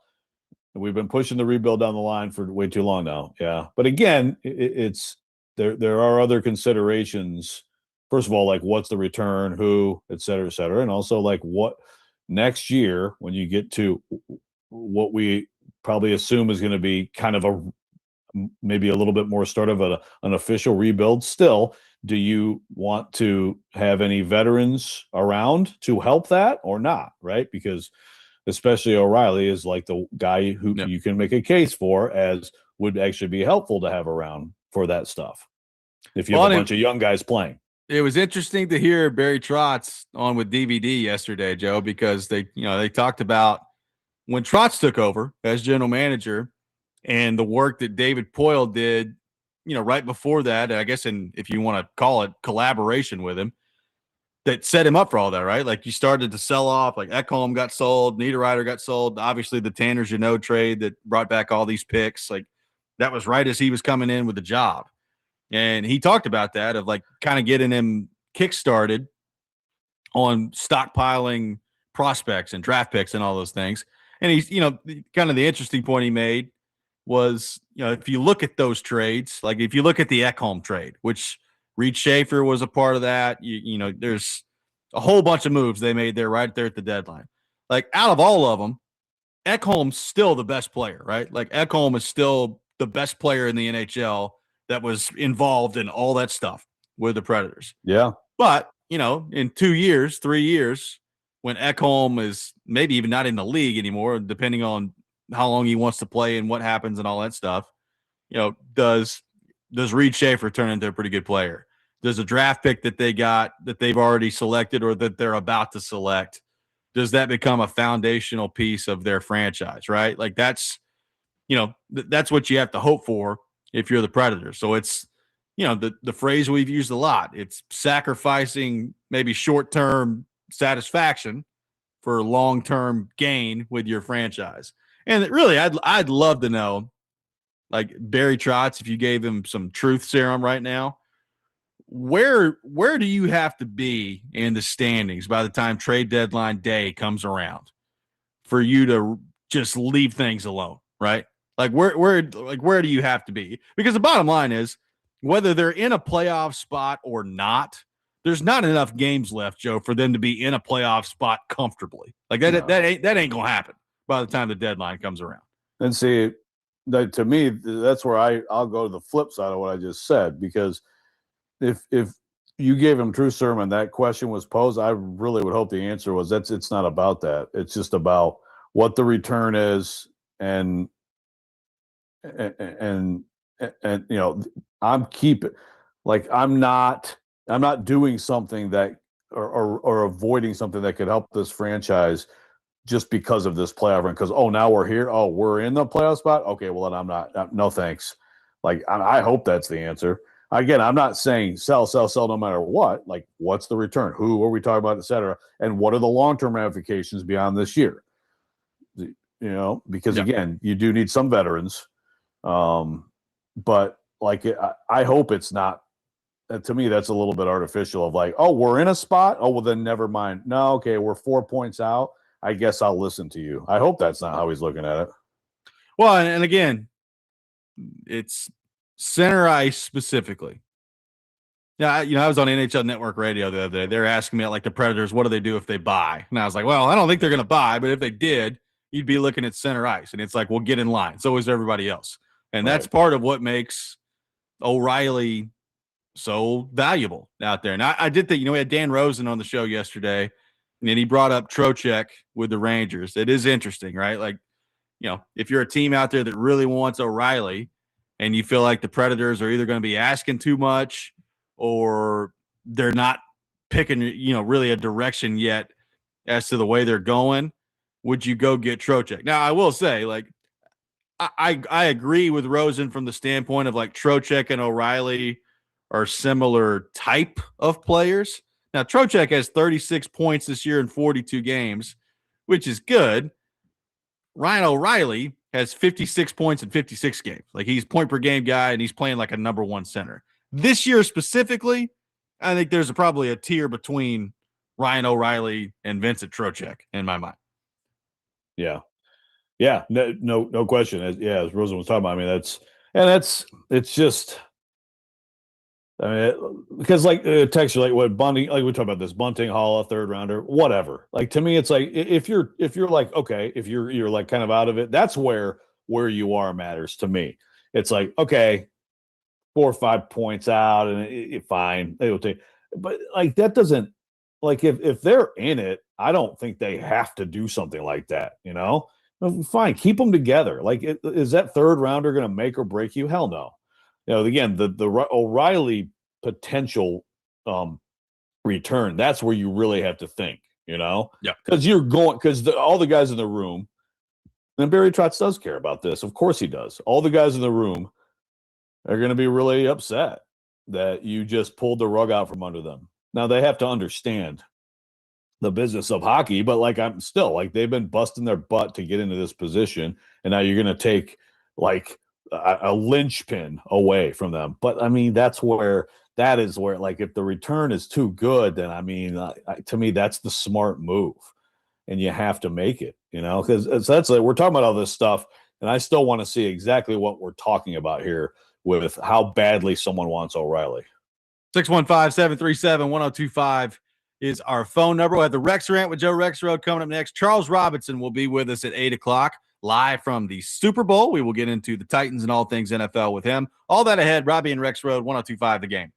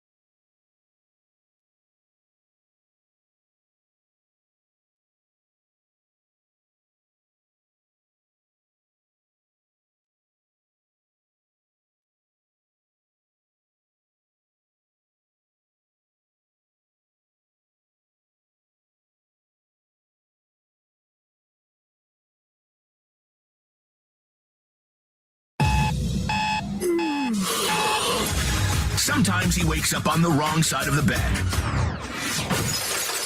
And sometimes he's just, well, Joe. Awkward moment. Let's do it. This is the Rex Rant, now on Robby and Rexrode. I'm basically making out with the microphone. High as a kite right now. I smoke weed constantly. I would let them pee around the field. Hey, guys, you guys need a plumber? I'm not wearing a splash guard. A pineapple? I have no idea what that means. Yeah, I'm a big swinger. I don't like all the sex. Stop your whining. It is time for the Rex Rant with Joe Rexrode. You can check it out every morning here on the program. Joseph, the floor is yours. Thank you. Do we let the caller come in, or do I make him wait? Do whatever it's your rant. You can do whatever you want to do. I feel bad, but caller, remember, we have what did you come up with, Robby, for the you came up with a good idea for the 1 minute. It's going to be your rap. Like we're going to play the rap that you did. That's yes. You have that ready, Ian? I will look for that. No. That's fine. Joe's like, Ian, there's this random piece of audio that we've not discussed. Do you have it ready? Well, no, because we did discuss it last week and he played it last week. So no, don't go looking for it. But yes, this is something. Just caller, you can come on. We're gonna keep these questions fast. Ready? Go. So let's head to our phone line. Welcome in Adrian to the program. Adrian, good morning. Thank you for calling in. I've got two shames. Shame on the Preds front office for not getting us any center depth for this year, for next year. We can't get rid of O'Reilly because what are we going to do? Who's in Milwaukee? And shame on Joe Rexrode for putting in the Athletic that the worst trade of all time was Fiala for Granlund for Fiala. That's a horrible take. That's a horrible take. Granlund was a great player for us. Fiala's done nothing. What? Okay, you need Have to you watched Kevin Fiala play? Not in the playoffs. He's great in the regular season. What does he do in the playoffs?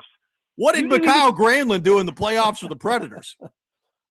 Well, Mikhail Granlund. Wait, are you Willie? You just said Granlund was great. What did Granlund do for the Predators in the playoffs?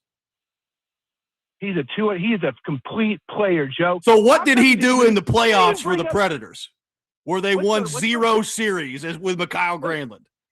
Let's talk about Kyle Turris for 1 minute. Let's just talk about Kyle Turris. How could you not even bring up Samuel Girard for Kyle Turris? Well, okay, so the worst trade. Yeah. So first of all, are you Willie's buddy? Yes. Okay. Thanks for the call. Yeah, Willie texted me the other night because he was hanging out with Adrian.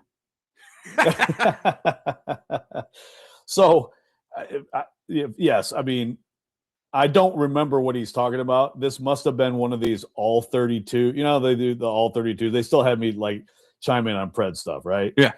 And so apparently somewhere in there, I vaguely remember referring to the Granlund Fiala trade, but I think there was a time frame element to it, which would have cut off Turris. Yeah, Turris. I'm pretty sure. So, like, again, I don't disagree. Like, if of those two, I think it's clearly the Turris trade is worse. So, like, I think that he misread something.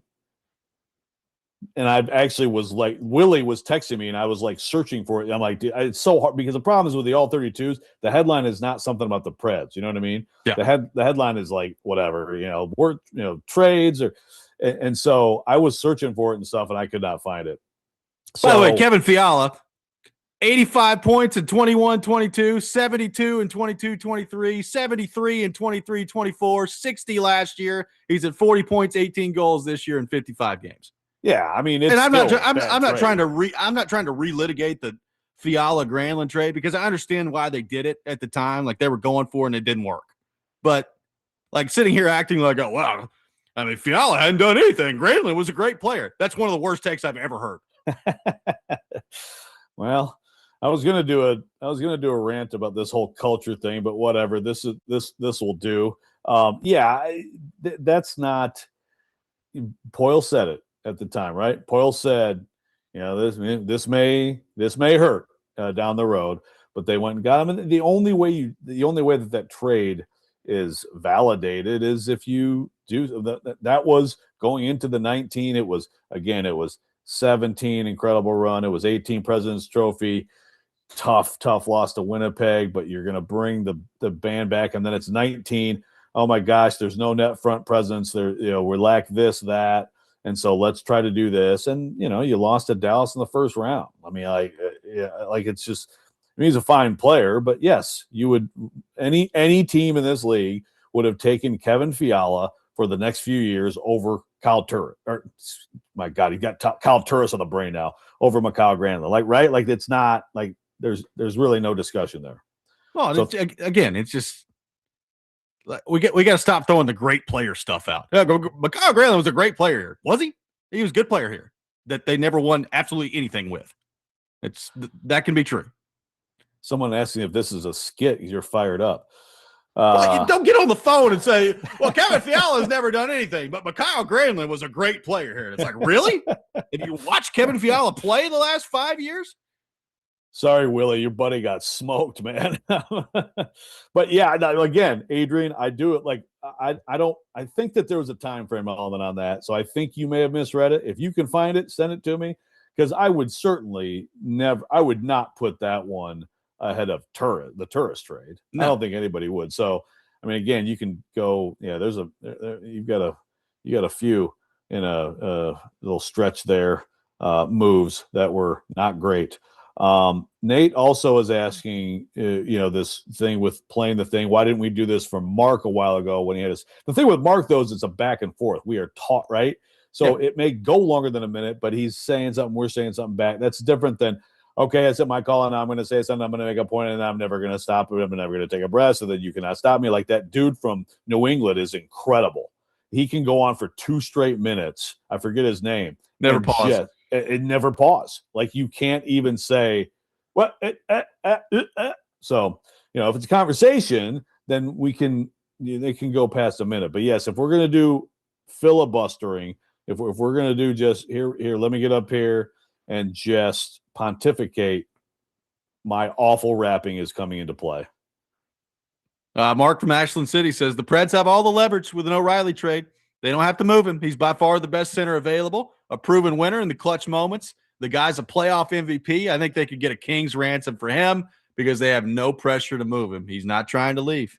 I will say that is true. They do have the leverage on their side. Look, man, that's why, independent of whatever this team is doing, if the return is like this could do something for this team in the future, then you have to do it. You have to. But again, then it gets into, okay, what exactly are we talking about? But I agree. I mean, I think the potential is pretty huge. 615-737-1025 is our phone number. Charles Robinson from Yahoo Sports will be with us coming up next, live from the Super Bowl. We will get his thoughts on all things Titans. We will get his thoughts on NFL headlines as well. Robby and Rexrode, 1025 The Game.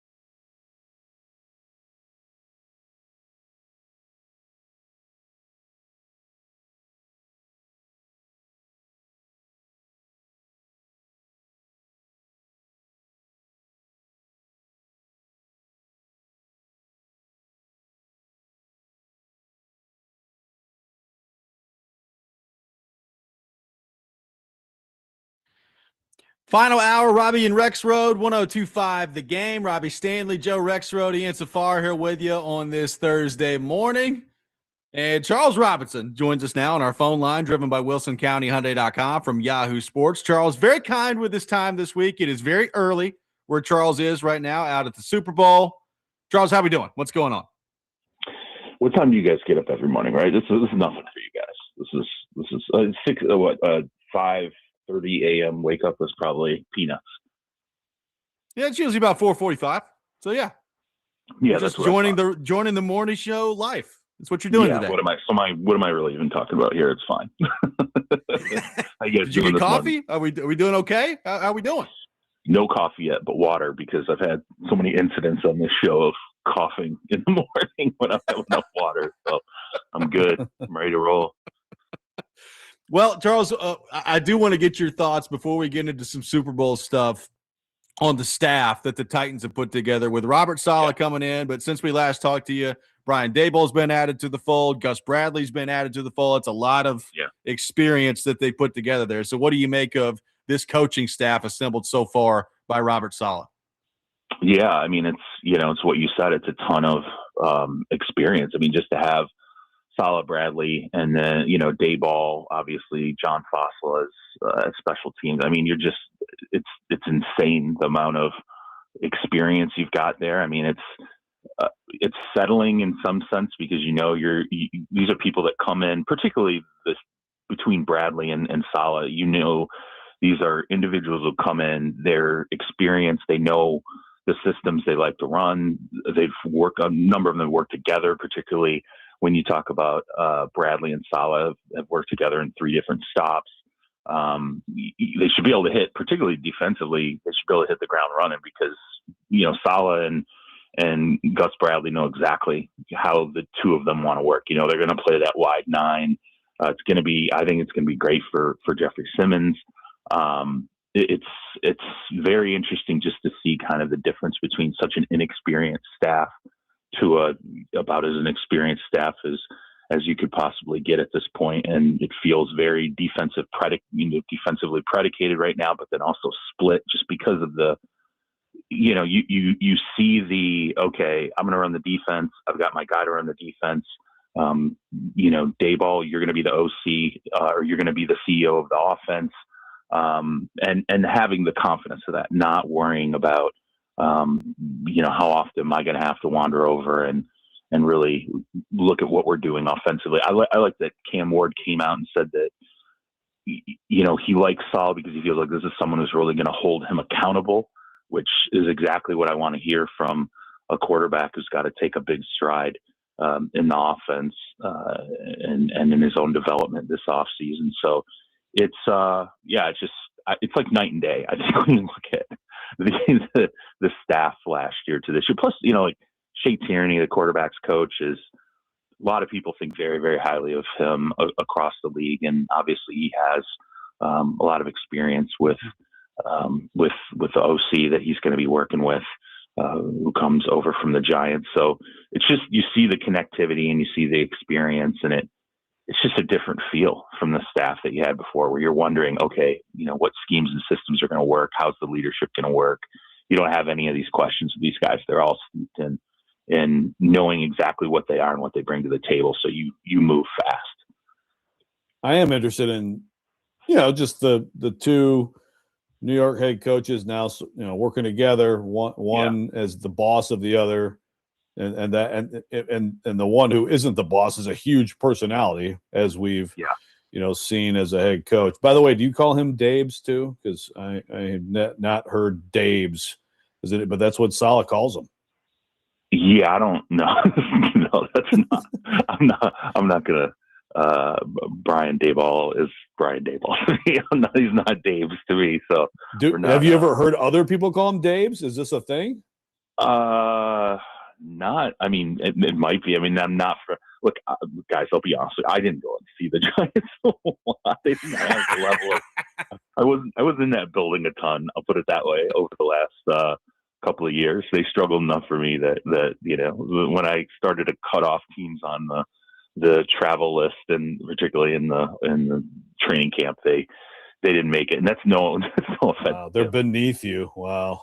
What are you going to do? I mean, come on, guys. I was coming to Tennessee to see you guys, realistically. So, Yeah, and I'd never see Robby. So, what the heck? We'll figure it out. Come to the hockey rink. Yeah, I've heard that. Yeah, so I don't know. Call him Dave's, Joe, and just see how it goes. Just go ahead and roll with it. Well, see how I don't care. I mean, it just was like, man, are these guys like best friends? Like, it's just an interesting, like you kind of. Well, listen, I mean, I don't think there's any question that, when you have two guys who I think kind of go through that New York, and I'm telling you, this is real. When you have two guys who go through that New York experience together, obviously not in the same franchise, but understanding what it's like to be in that market, coach, have your family kind of go through what the New York media experience is, just sort of kind of the daily deluge of everything that you have to deal with especially when you're not having success. There's always going to be, it's you just have certain guys who look at each other and go, hey, this guy knows something other people don't. We've been through this particular experience. We were doing it, at the same time for at least a portion of it. And no one else really knows what we bring to the table. So I always told people, it's like when Adrian Wojnarowski went to ESPN, I was like, he and Adam Schefter are probably the only two who can talk to each other and really fully understand what their jobs are like, and have that kind of bond that not necessarily everybody else understands. I truly believe that's real for both Saleh and Bradley, but and Dayball. But the Dabes thing, now, if you would have asked me about this, I could have researched and told you. This is because these guys are best friends, but it's all the head coaches, guys. You run a certain circuit in the off season. You see each other, like you have a chance to spend time with each other, and again, being that they both were in New York at the same time, you can't tell me that, particularly when it came to owners meetings or things like that, you didn't have these guys who were getting to know each other, particularly in the off season. So, Charles, how do you think the George Pickens situation is going to work out in Dallas? And we ask it because, I mean, if you're the Titans, you're looking around at all these potential options. And a guy who's 25 years old that is coming off a 93 catch, 1,429 yard season.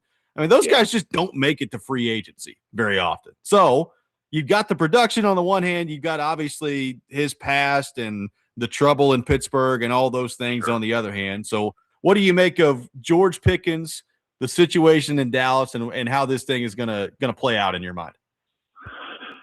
Yeah, I mean, I obviously look from a financial standpoint.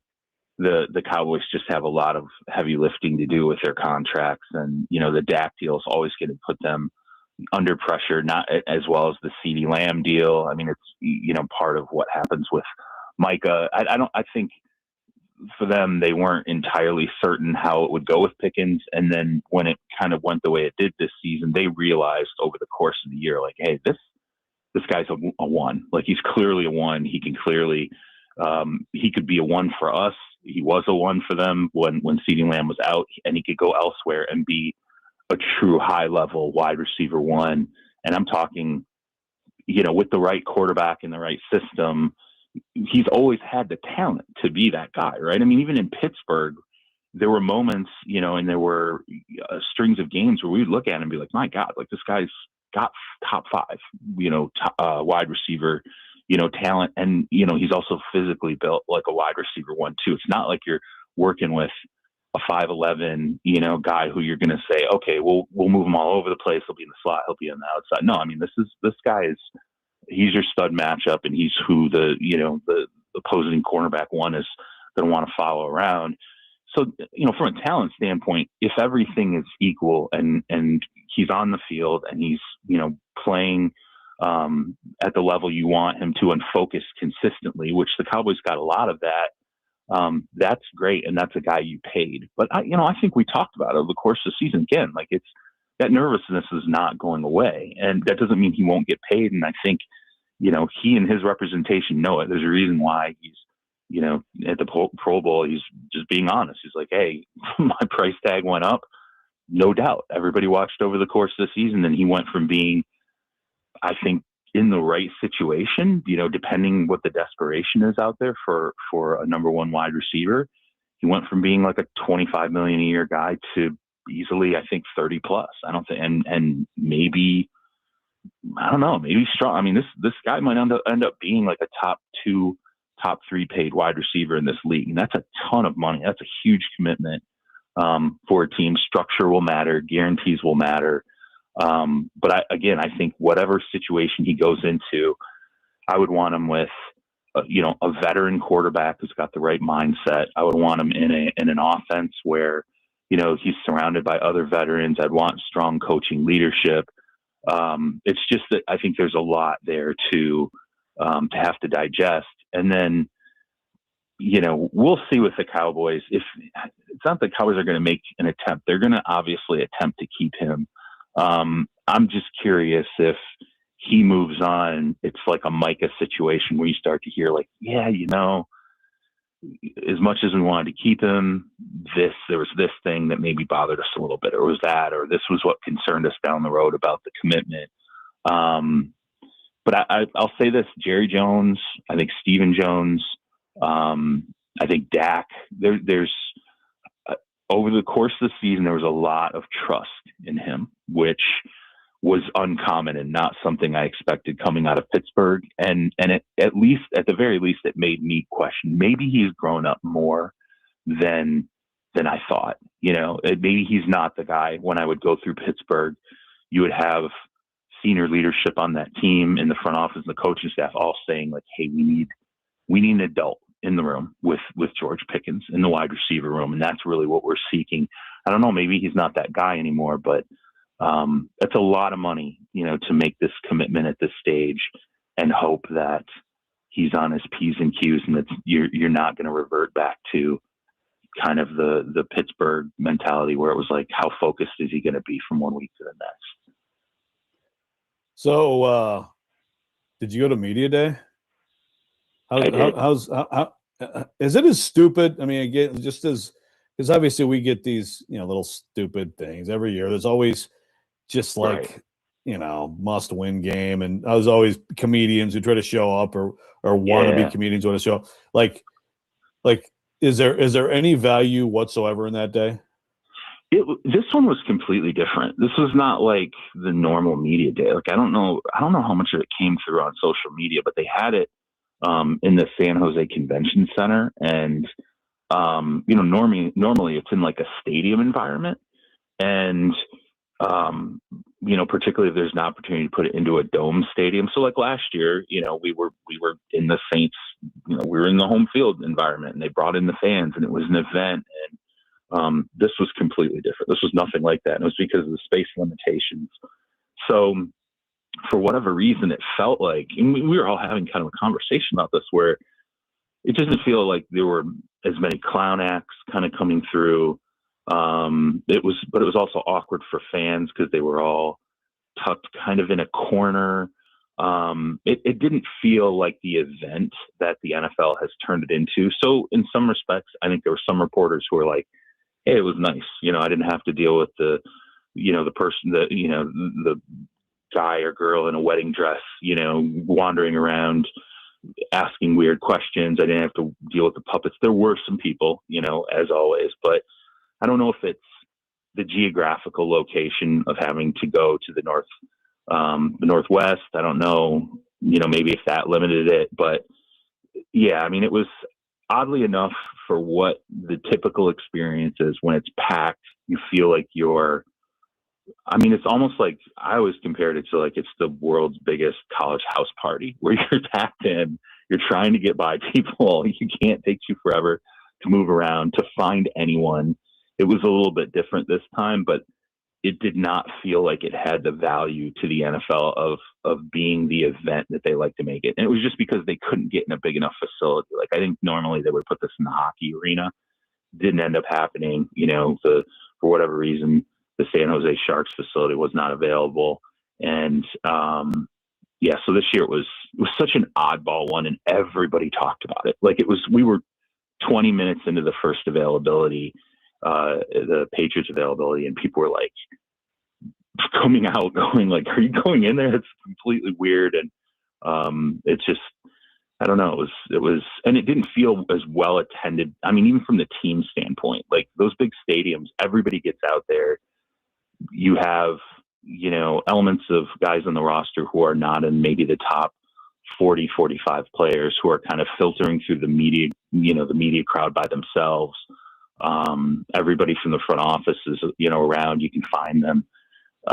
This just felt, I don't know. It was I gotta be honest with you, for a Super Bowl event, this is the first time in a long time where it felt small and just not up to the typical standard. And look, guys, even the game itself is, I think it's a good, personally, I think it's a good matchup, but it's not the sexiest one. Like, it's not Sam Darnold versus Drake May, and only because Drake May's in year 2. I think it's a little bit, it's muted a little bit. You see it in the ticket sales, by the way. The ticket market's going a little slow right now. You can see it's going to be a lot of the tickets, I think, are going to end up getting sold later in the week at cheaper prices. And the Bad Bunny halftime show has been such a huge topic of conversation here. And it's rare that you see the halftime show kind of eclipse the game weeks out from the game, if not all the way back to September. Yeah. Well, speaking of the Patriots, what's kind of your take, your reaction to Bill Belichick and Robert Kraft not getting into the Hall of Fame? So, look, the Bill thing, you can do I think Spygate played an element in it? Yeah, but I really think the whole having to vote for a senior committee submission, one of these 3 guys that got put up, this is the veteran senior players, and then, having the contributor and the coach. I don't have a vote. I talked to a lot of Hall of Fame voters. I had dinner with one last night. The having to vote for only 3 of these 5 guys that are the 3 senior committee members and the 2, the contributor and the coach, that was a problem. And everybody, I think people kind of came out and said it, and it contributed to what I think ultimately is going to end up happening is you're going to see Roger Craig's going to go in. He'll be the only person from the 5 individuals. And I think it breaks down to being a math equation because you can only vote for 3 of the 5. There's 50 voters. There's 150 votes. If any one person out of that 5-person pool gets in, that means they've taken 40 votes off the table. And now you have 110 that get split amongst the other 4. It's really hard to get to 40 of the 50 amongst the other 4. So I think that's part of what contributed to Robert Kraft not getting in. Bill, do I think some politics played a part? Yes. Do I think there were voters who thought, hey, I'm going to vote for the players and I'll probably be one of the few and Bill will still get in? Yeah, I think there was some of that played a part too. And then when he didn't get in, there was some embarrassment over it. Kraft, again, I think part of it was a numbers game. I thought it was interesting. I saw, Brady went on Colin Cowherd and said that maybe he should be concerned. I'm going to tell you right now, I think, and I'm going to end up writing this today, I don't think Brady he's going to be in his own category for a number of different reasons because he's going to wait, the 5 years to get in. I think that removes some of the bias off the table for him because he waited. Bill automatically became eligible after 1 year. It was unusual. I think that played a little bit into it. And then I think with Brady too, anything you would use to disqualify him. So let's say you're a voter. And again, I'm not a voter, but I know these are some things that get talked about. Yeah, Tom Brady got suspended for 4 games over the course of his career. He had the suspension. You can't use that as a disqualifier as a first ballot Hall of Famer because guess what? Julius Peppers was a first ballot Hall of Famer. He got suspended 4 games his rookie season for performance enhancing drugs at a time when he was leading the league in sacks with 12. Like, he was dominating the league at that point. He's still first ballot Hall of Famer. So you can't use the suspension rap on Tom Brady. And I don't think you can use he didn't cooperate during Deflategate. He didn't cooperate with the investigation. You can't use that rap either, because guess what? During the Jen Sturger investigation, Brett Favre didn't cooperate either. And he got fined $60,000. He retired ultimately before I think they could suspend him. And he was a first ballot Hall of Famer. So you can't, some of these criteria where maybe voters might nick Tom Brady, I don't think he will. I don't think it'll happen by the time, he ultimately becomes eligible. And I also think there are voters who are like, if Tom Brady isn't a first ballot Hall of Famer, like I honestly believe this. I think you would see some voters resign. I think you'd see them just say, no, I don't want to be a part of this anymore. If this is what's going to happen, he's just in a completely, different category. By the way, Bill's going to get in. It's going to happen. There's no question. He's getting in. And I think Kraft will eventually get in too. But yeah, I mean, for it to not happen on the first ballot for Bill, given the setup, I don't think it's completely. I think the way the voting was set up, it created this opportunity, but they didn't expect it, and a lot of voters were really shocked and frankly pissed off when it happened. Yeah, the Favre point is definitely resonates. Favre's first. Now, granted, we didn't know he was reverse Robin Hood then, but sure, right. But yeah, that's a fair point. Yeah, I mean, it's a conversation that you have where and I get it. I understand having that conversation. And here's the thing too, is that this idea that there was this edge, in Deflategate when it came to the PSI of balls or whatever, that whole thing was debunked. It was debunked in a lot of different areas. It was debunked when the league went through and said, okay, we're gonna take the PSI of balls this next season, and then we're going to look at the data. And then all of a sudden they're like, yeah, we're not going to release any of that data after they did it the next year. I mean, it's because you're like, all right, well, it was inconsistent, wasn't it? It was like, it's problematic that you have footballs that are not all this perfect standard that you think they should be. Now you can argue, was there some funny business that went on with the Patriots? Yes. Yeah. You could also ask the question, like, was that happening all over the place? I mean, again, don't start doing that, Charles. Some people get caught for cheating, some people don't. Joe is hell bent on trying to keep Tom Brady out of the Hall of Fame. No, not at all. He should be a first ballot Hall of Famer. But like this whole idea of, well, everybody speeds, and why do I have to pay my ticket? Well, because you got caught speeding, dude. I don't care. Right. It's right. It's part of that argument of maybe Aaron Rodgers did, like, his football is completely overinflated, which killed any DB who was trying to pick off a pass, and maybe with Tom Brady, like, them underinflated, makes it easier for his receivers to catch the ball and who got caught and who didn't. Some people want to have that conversation, some don't. But again, if it's an apples to apples comparison of other guys in the league, when it comes to, well, he didn't cooperate. Well, okay, Brett didn't either, and he got suspended. Well, Juice Peppers did too.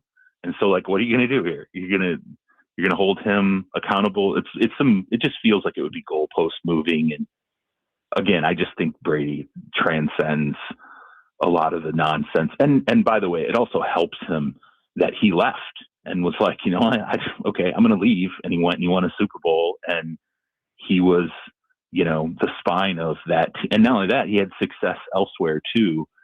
I think just it really adds to it shouldn't even. Again, I'm not.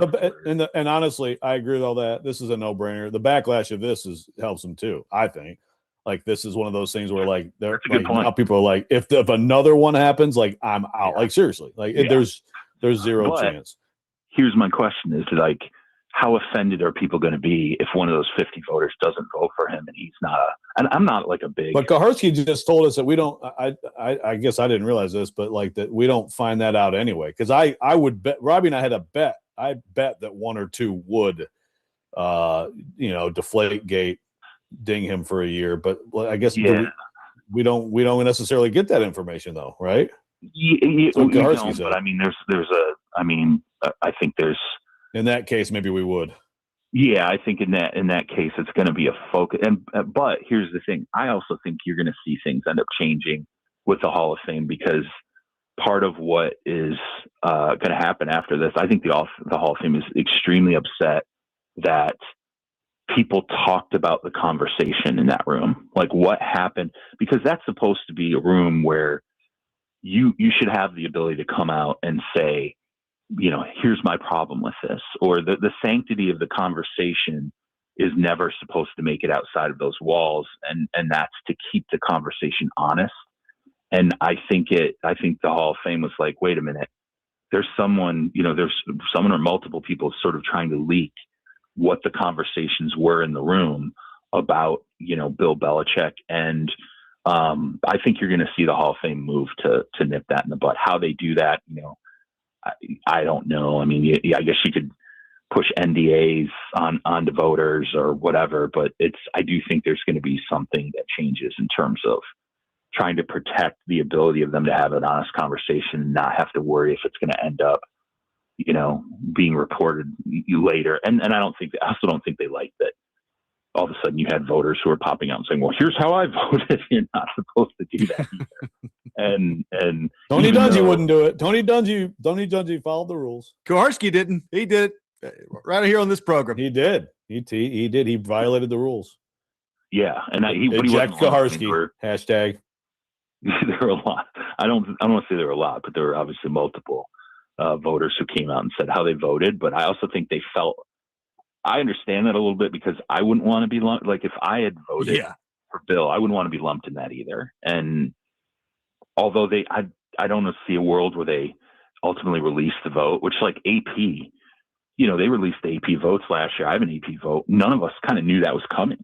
And then when the split ballot happened between first team All-Pro quarterback and then MVP between Lamar and Josh Allen, and they just put the ballots out there, I was fine with it because I'm like, hey, I didn't split the ballot and I feel good about my ballot. But, there were definitely some voters who are like, wait a minute, like I don't want my ballot getting rolled out here. And, maybe I'm telling some individuals something different than what's on my ballot. And now it's public. We went in this year, the AP voters, we went into the process knowing, hey, this is something that absolutely could get released at any time. So in terms of after the vote occurs. So thankfully that process will all be over tonight. I'm excited about getting done with that and moving on. Yes, no doubt about that. Well, Charles, thank you for getting up early in the morning, being with us this morning. Enjoy yourself this weekend at the Super Bowl. And we will talk to you next week, my friend. Yeah, sorry I missed you guys last week. I really wanted to talk about Salah. What do you guys think of him, by the way, so far? I'm kind of curious what your thoughts are, having met him and listened to him, and kind of where things are going. He won the presser, which There's 95% of people do. But yeah, I mean, it was good. So proof's in the pudding, right? Yeah, I mean, it's not hard for him to win that. He's definitely a commanding individual. A lot of people walk away from their experiences with him feeling like, this is a guy that I'll run through a wall through and can lead us. But yeah, I mean, it comes down to what happens on the field. And I will say this in his defense, it always felt, and he was the only one on that, in the team and in the front office and in the organization, where there was an implicit bias, I felt like, from ownership once Woody Johnson got involved again. And I felt like a lot of those guys lived under it, but none more than Salah. I really felt like he kind of got the sharp end of the stick there at a time where he really didn't deserve it. And I think it'll be interesting watching him kind of go out and have the chance to redeem himself. Maybe they'll go get Jeff Stoutland, by the way. Like, where that was crazy. Like, how about that? All of a sudden, that guy. One of the favorite people I've ever covered, man. That dude's amazing. Holy crap, man! He's a factory, bro. And when I couldn't believe that was one of those headlines where when I saw it, you kind of knew they had shifted kind of what they did schematically in the run game in the middle of the season. It was odd. You weren't really sure how on board is Jeff with this. And they started to trot out the 6 offensive linemen. But for him to come available, I'm sure the Eagles like to keep him in the organization, but he's going to have a lot of suitors that are going to say, we're going to throw some money at this guy and see if we can get him in the fold. So somebody's going to make a great addition. That's for sure. Titans get Bill Callahan, Jeff Stoutland, just bring in all the legendary offensive line coaches. Put them together, man. That would be, it would be like getting, Lex Luthor and Superman together working. Like, I love it. Charles, give Vrabel our regards. We'll see. We'll talk to you next week. Appreciate it. Have a good one, guys. Charles Robinson from Yahoo Sports, our guest. Lots to react to there from Charles. We will do that coming up next. Robby and Rexrode, 102.5 The Game.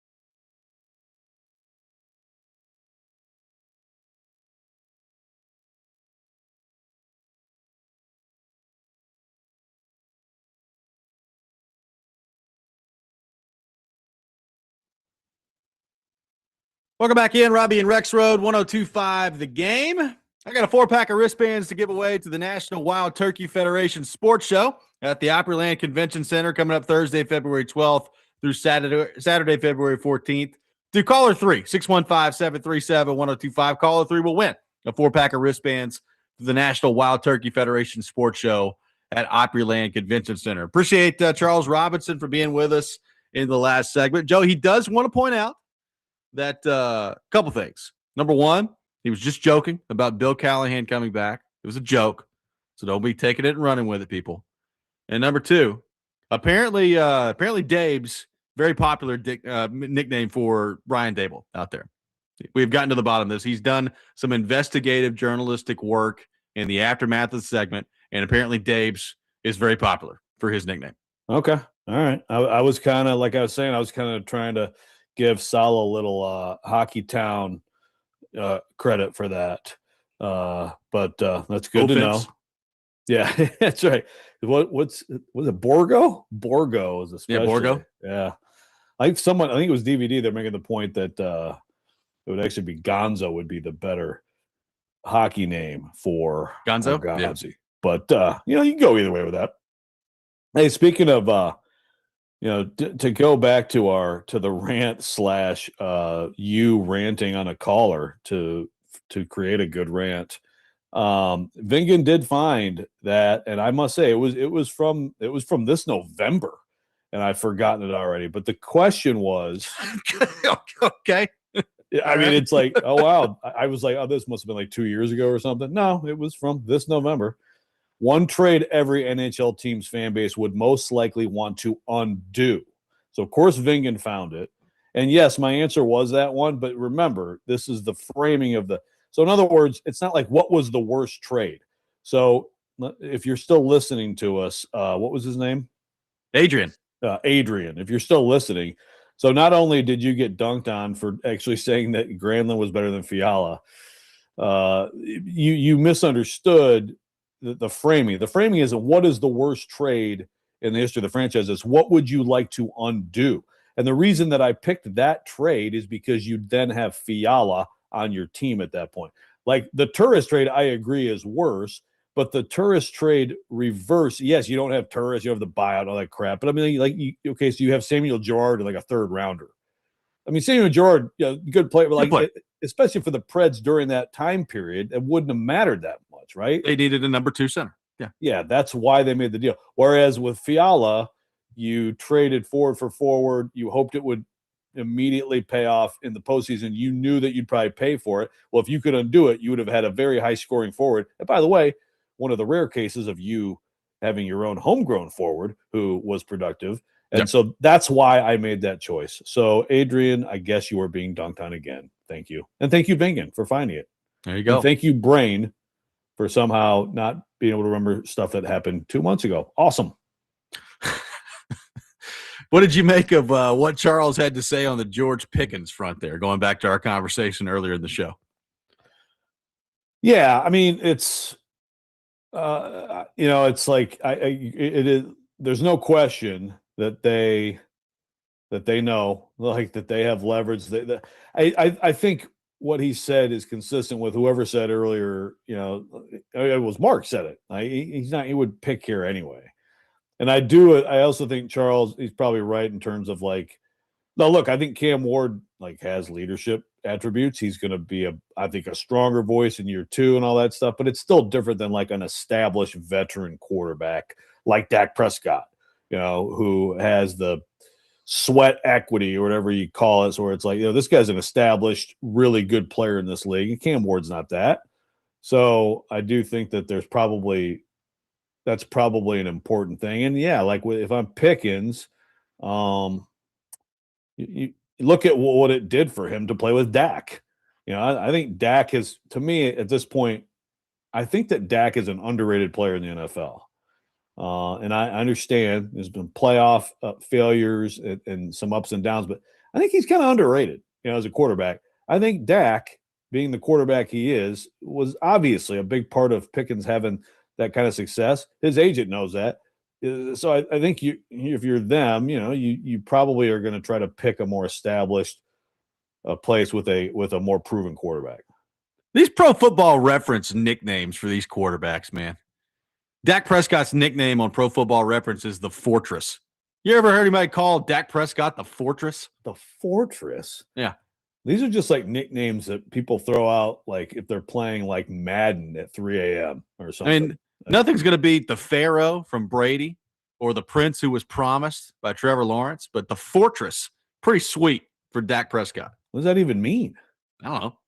The Fortress. And then they list, they got all these names in parentheses. Brady's got like 1,000 of them, but the Pharaoh's the best one.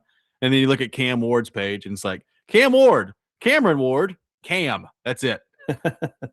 Okay. Well, at least they aren't completely just throwing random made up stuff out there. I need to know whoever has said the Fortress. Ever. The Fortress. I don't know. It's Cowboys fans. Chase McCabe, if you're listening. I mean, the more I think about it, the more I like it. The Fortress. I mean, except it's just it's an inanimate object. I don't. It's no Pharaoh, which again I'd never heard of before you found that on. You're very good at finding the PFR nicknames. Yeah, I mean, Brady's got 1,000 of them. TB12, Tom Terrific, Touchdown Tom, Goat, the Pharaoh, Comeback Kid, or maybe another contender for best one, Sir. Oh, sounds nice. like this Dak Prescott Fortress is a little bit of a reach. This is from an NFL.com article. Apparently, it came from an SEC college football blog, the old Saturday Down South blog. Oh, okay. And when he was at Mississippi State, a rising talent, this senior quarterback protects his team as an impenetrable force on an offense capable of withstanding an opponent's best shot. Yeah. All right. Interesting. Now, at least there's something like it's kind of lame, but at least like there's something to it. Well, that's pretty obscure for Pro Football Reference to find that and put it on his page. I mean, the Titans had a quarterback run through their organization that has one of the greatest nicknames of all time in Charlie Whitehurst, Clipboard Jesus. I'm seeing this right here. Mitch Trubisky, Mr. Biscuit. Really? Okay. So not bad there. Sounds like he fit in with the show. Yeah. Mitch Trubisky. You mean Mr. Biscuit? Who comes up with all this stuff? 615-737-1025 is our phone number. We'll continue to react to Charles Robinson and what he had to say on the program. More coming up next. Robby and Rexrode, 1025 The Game.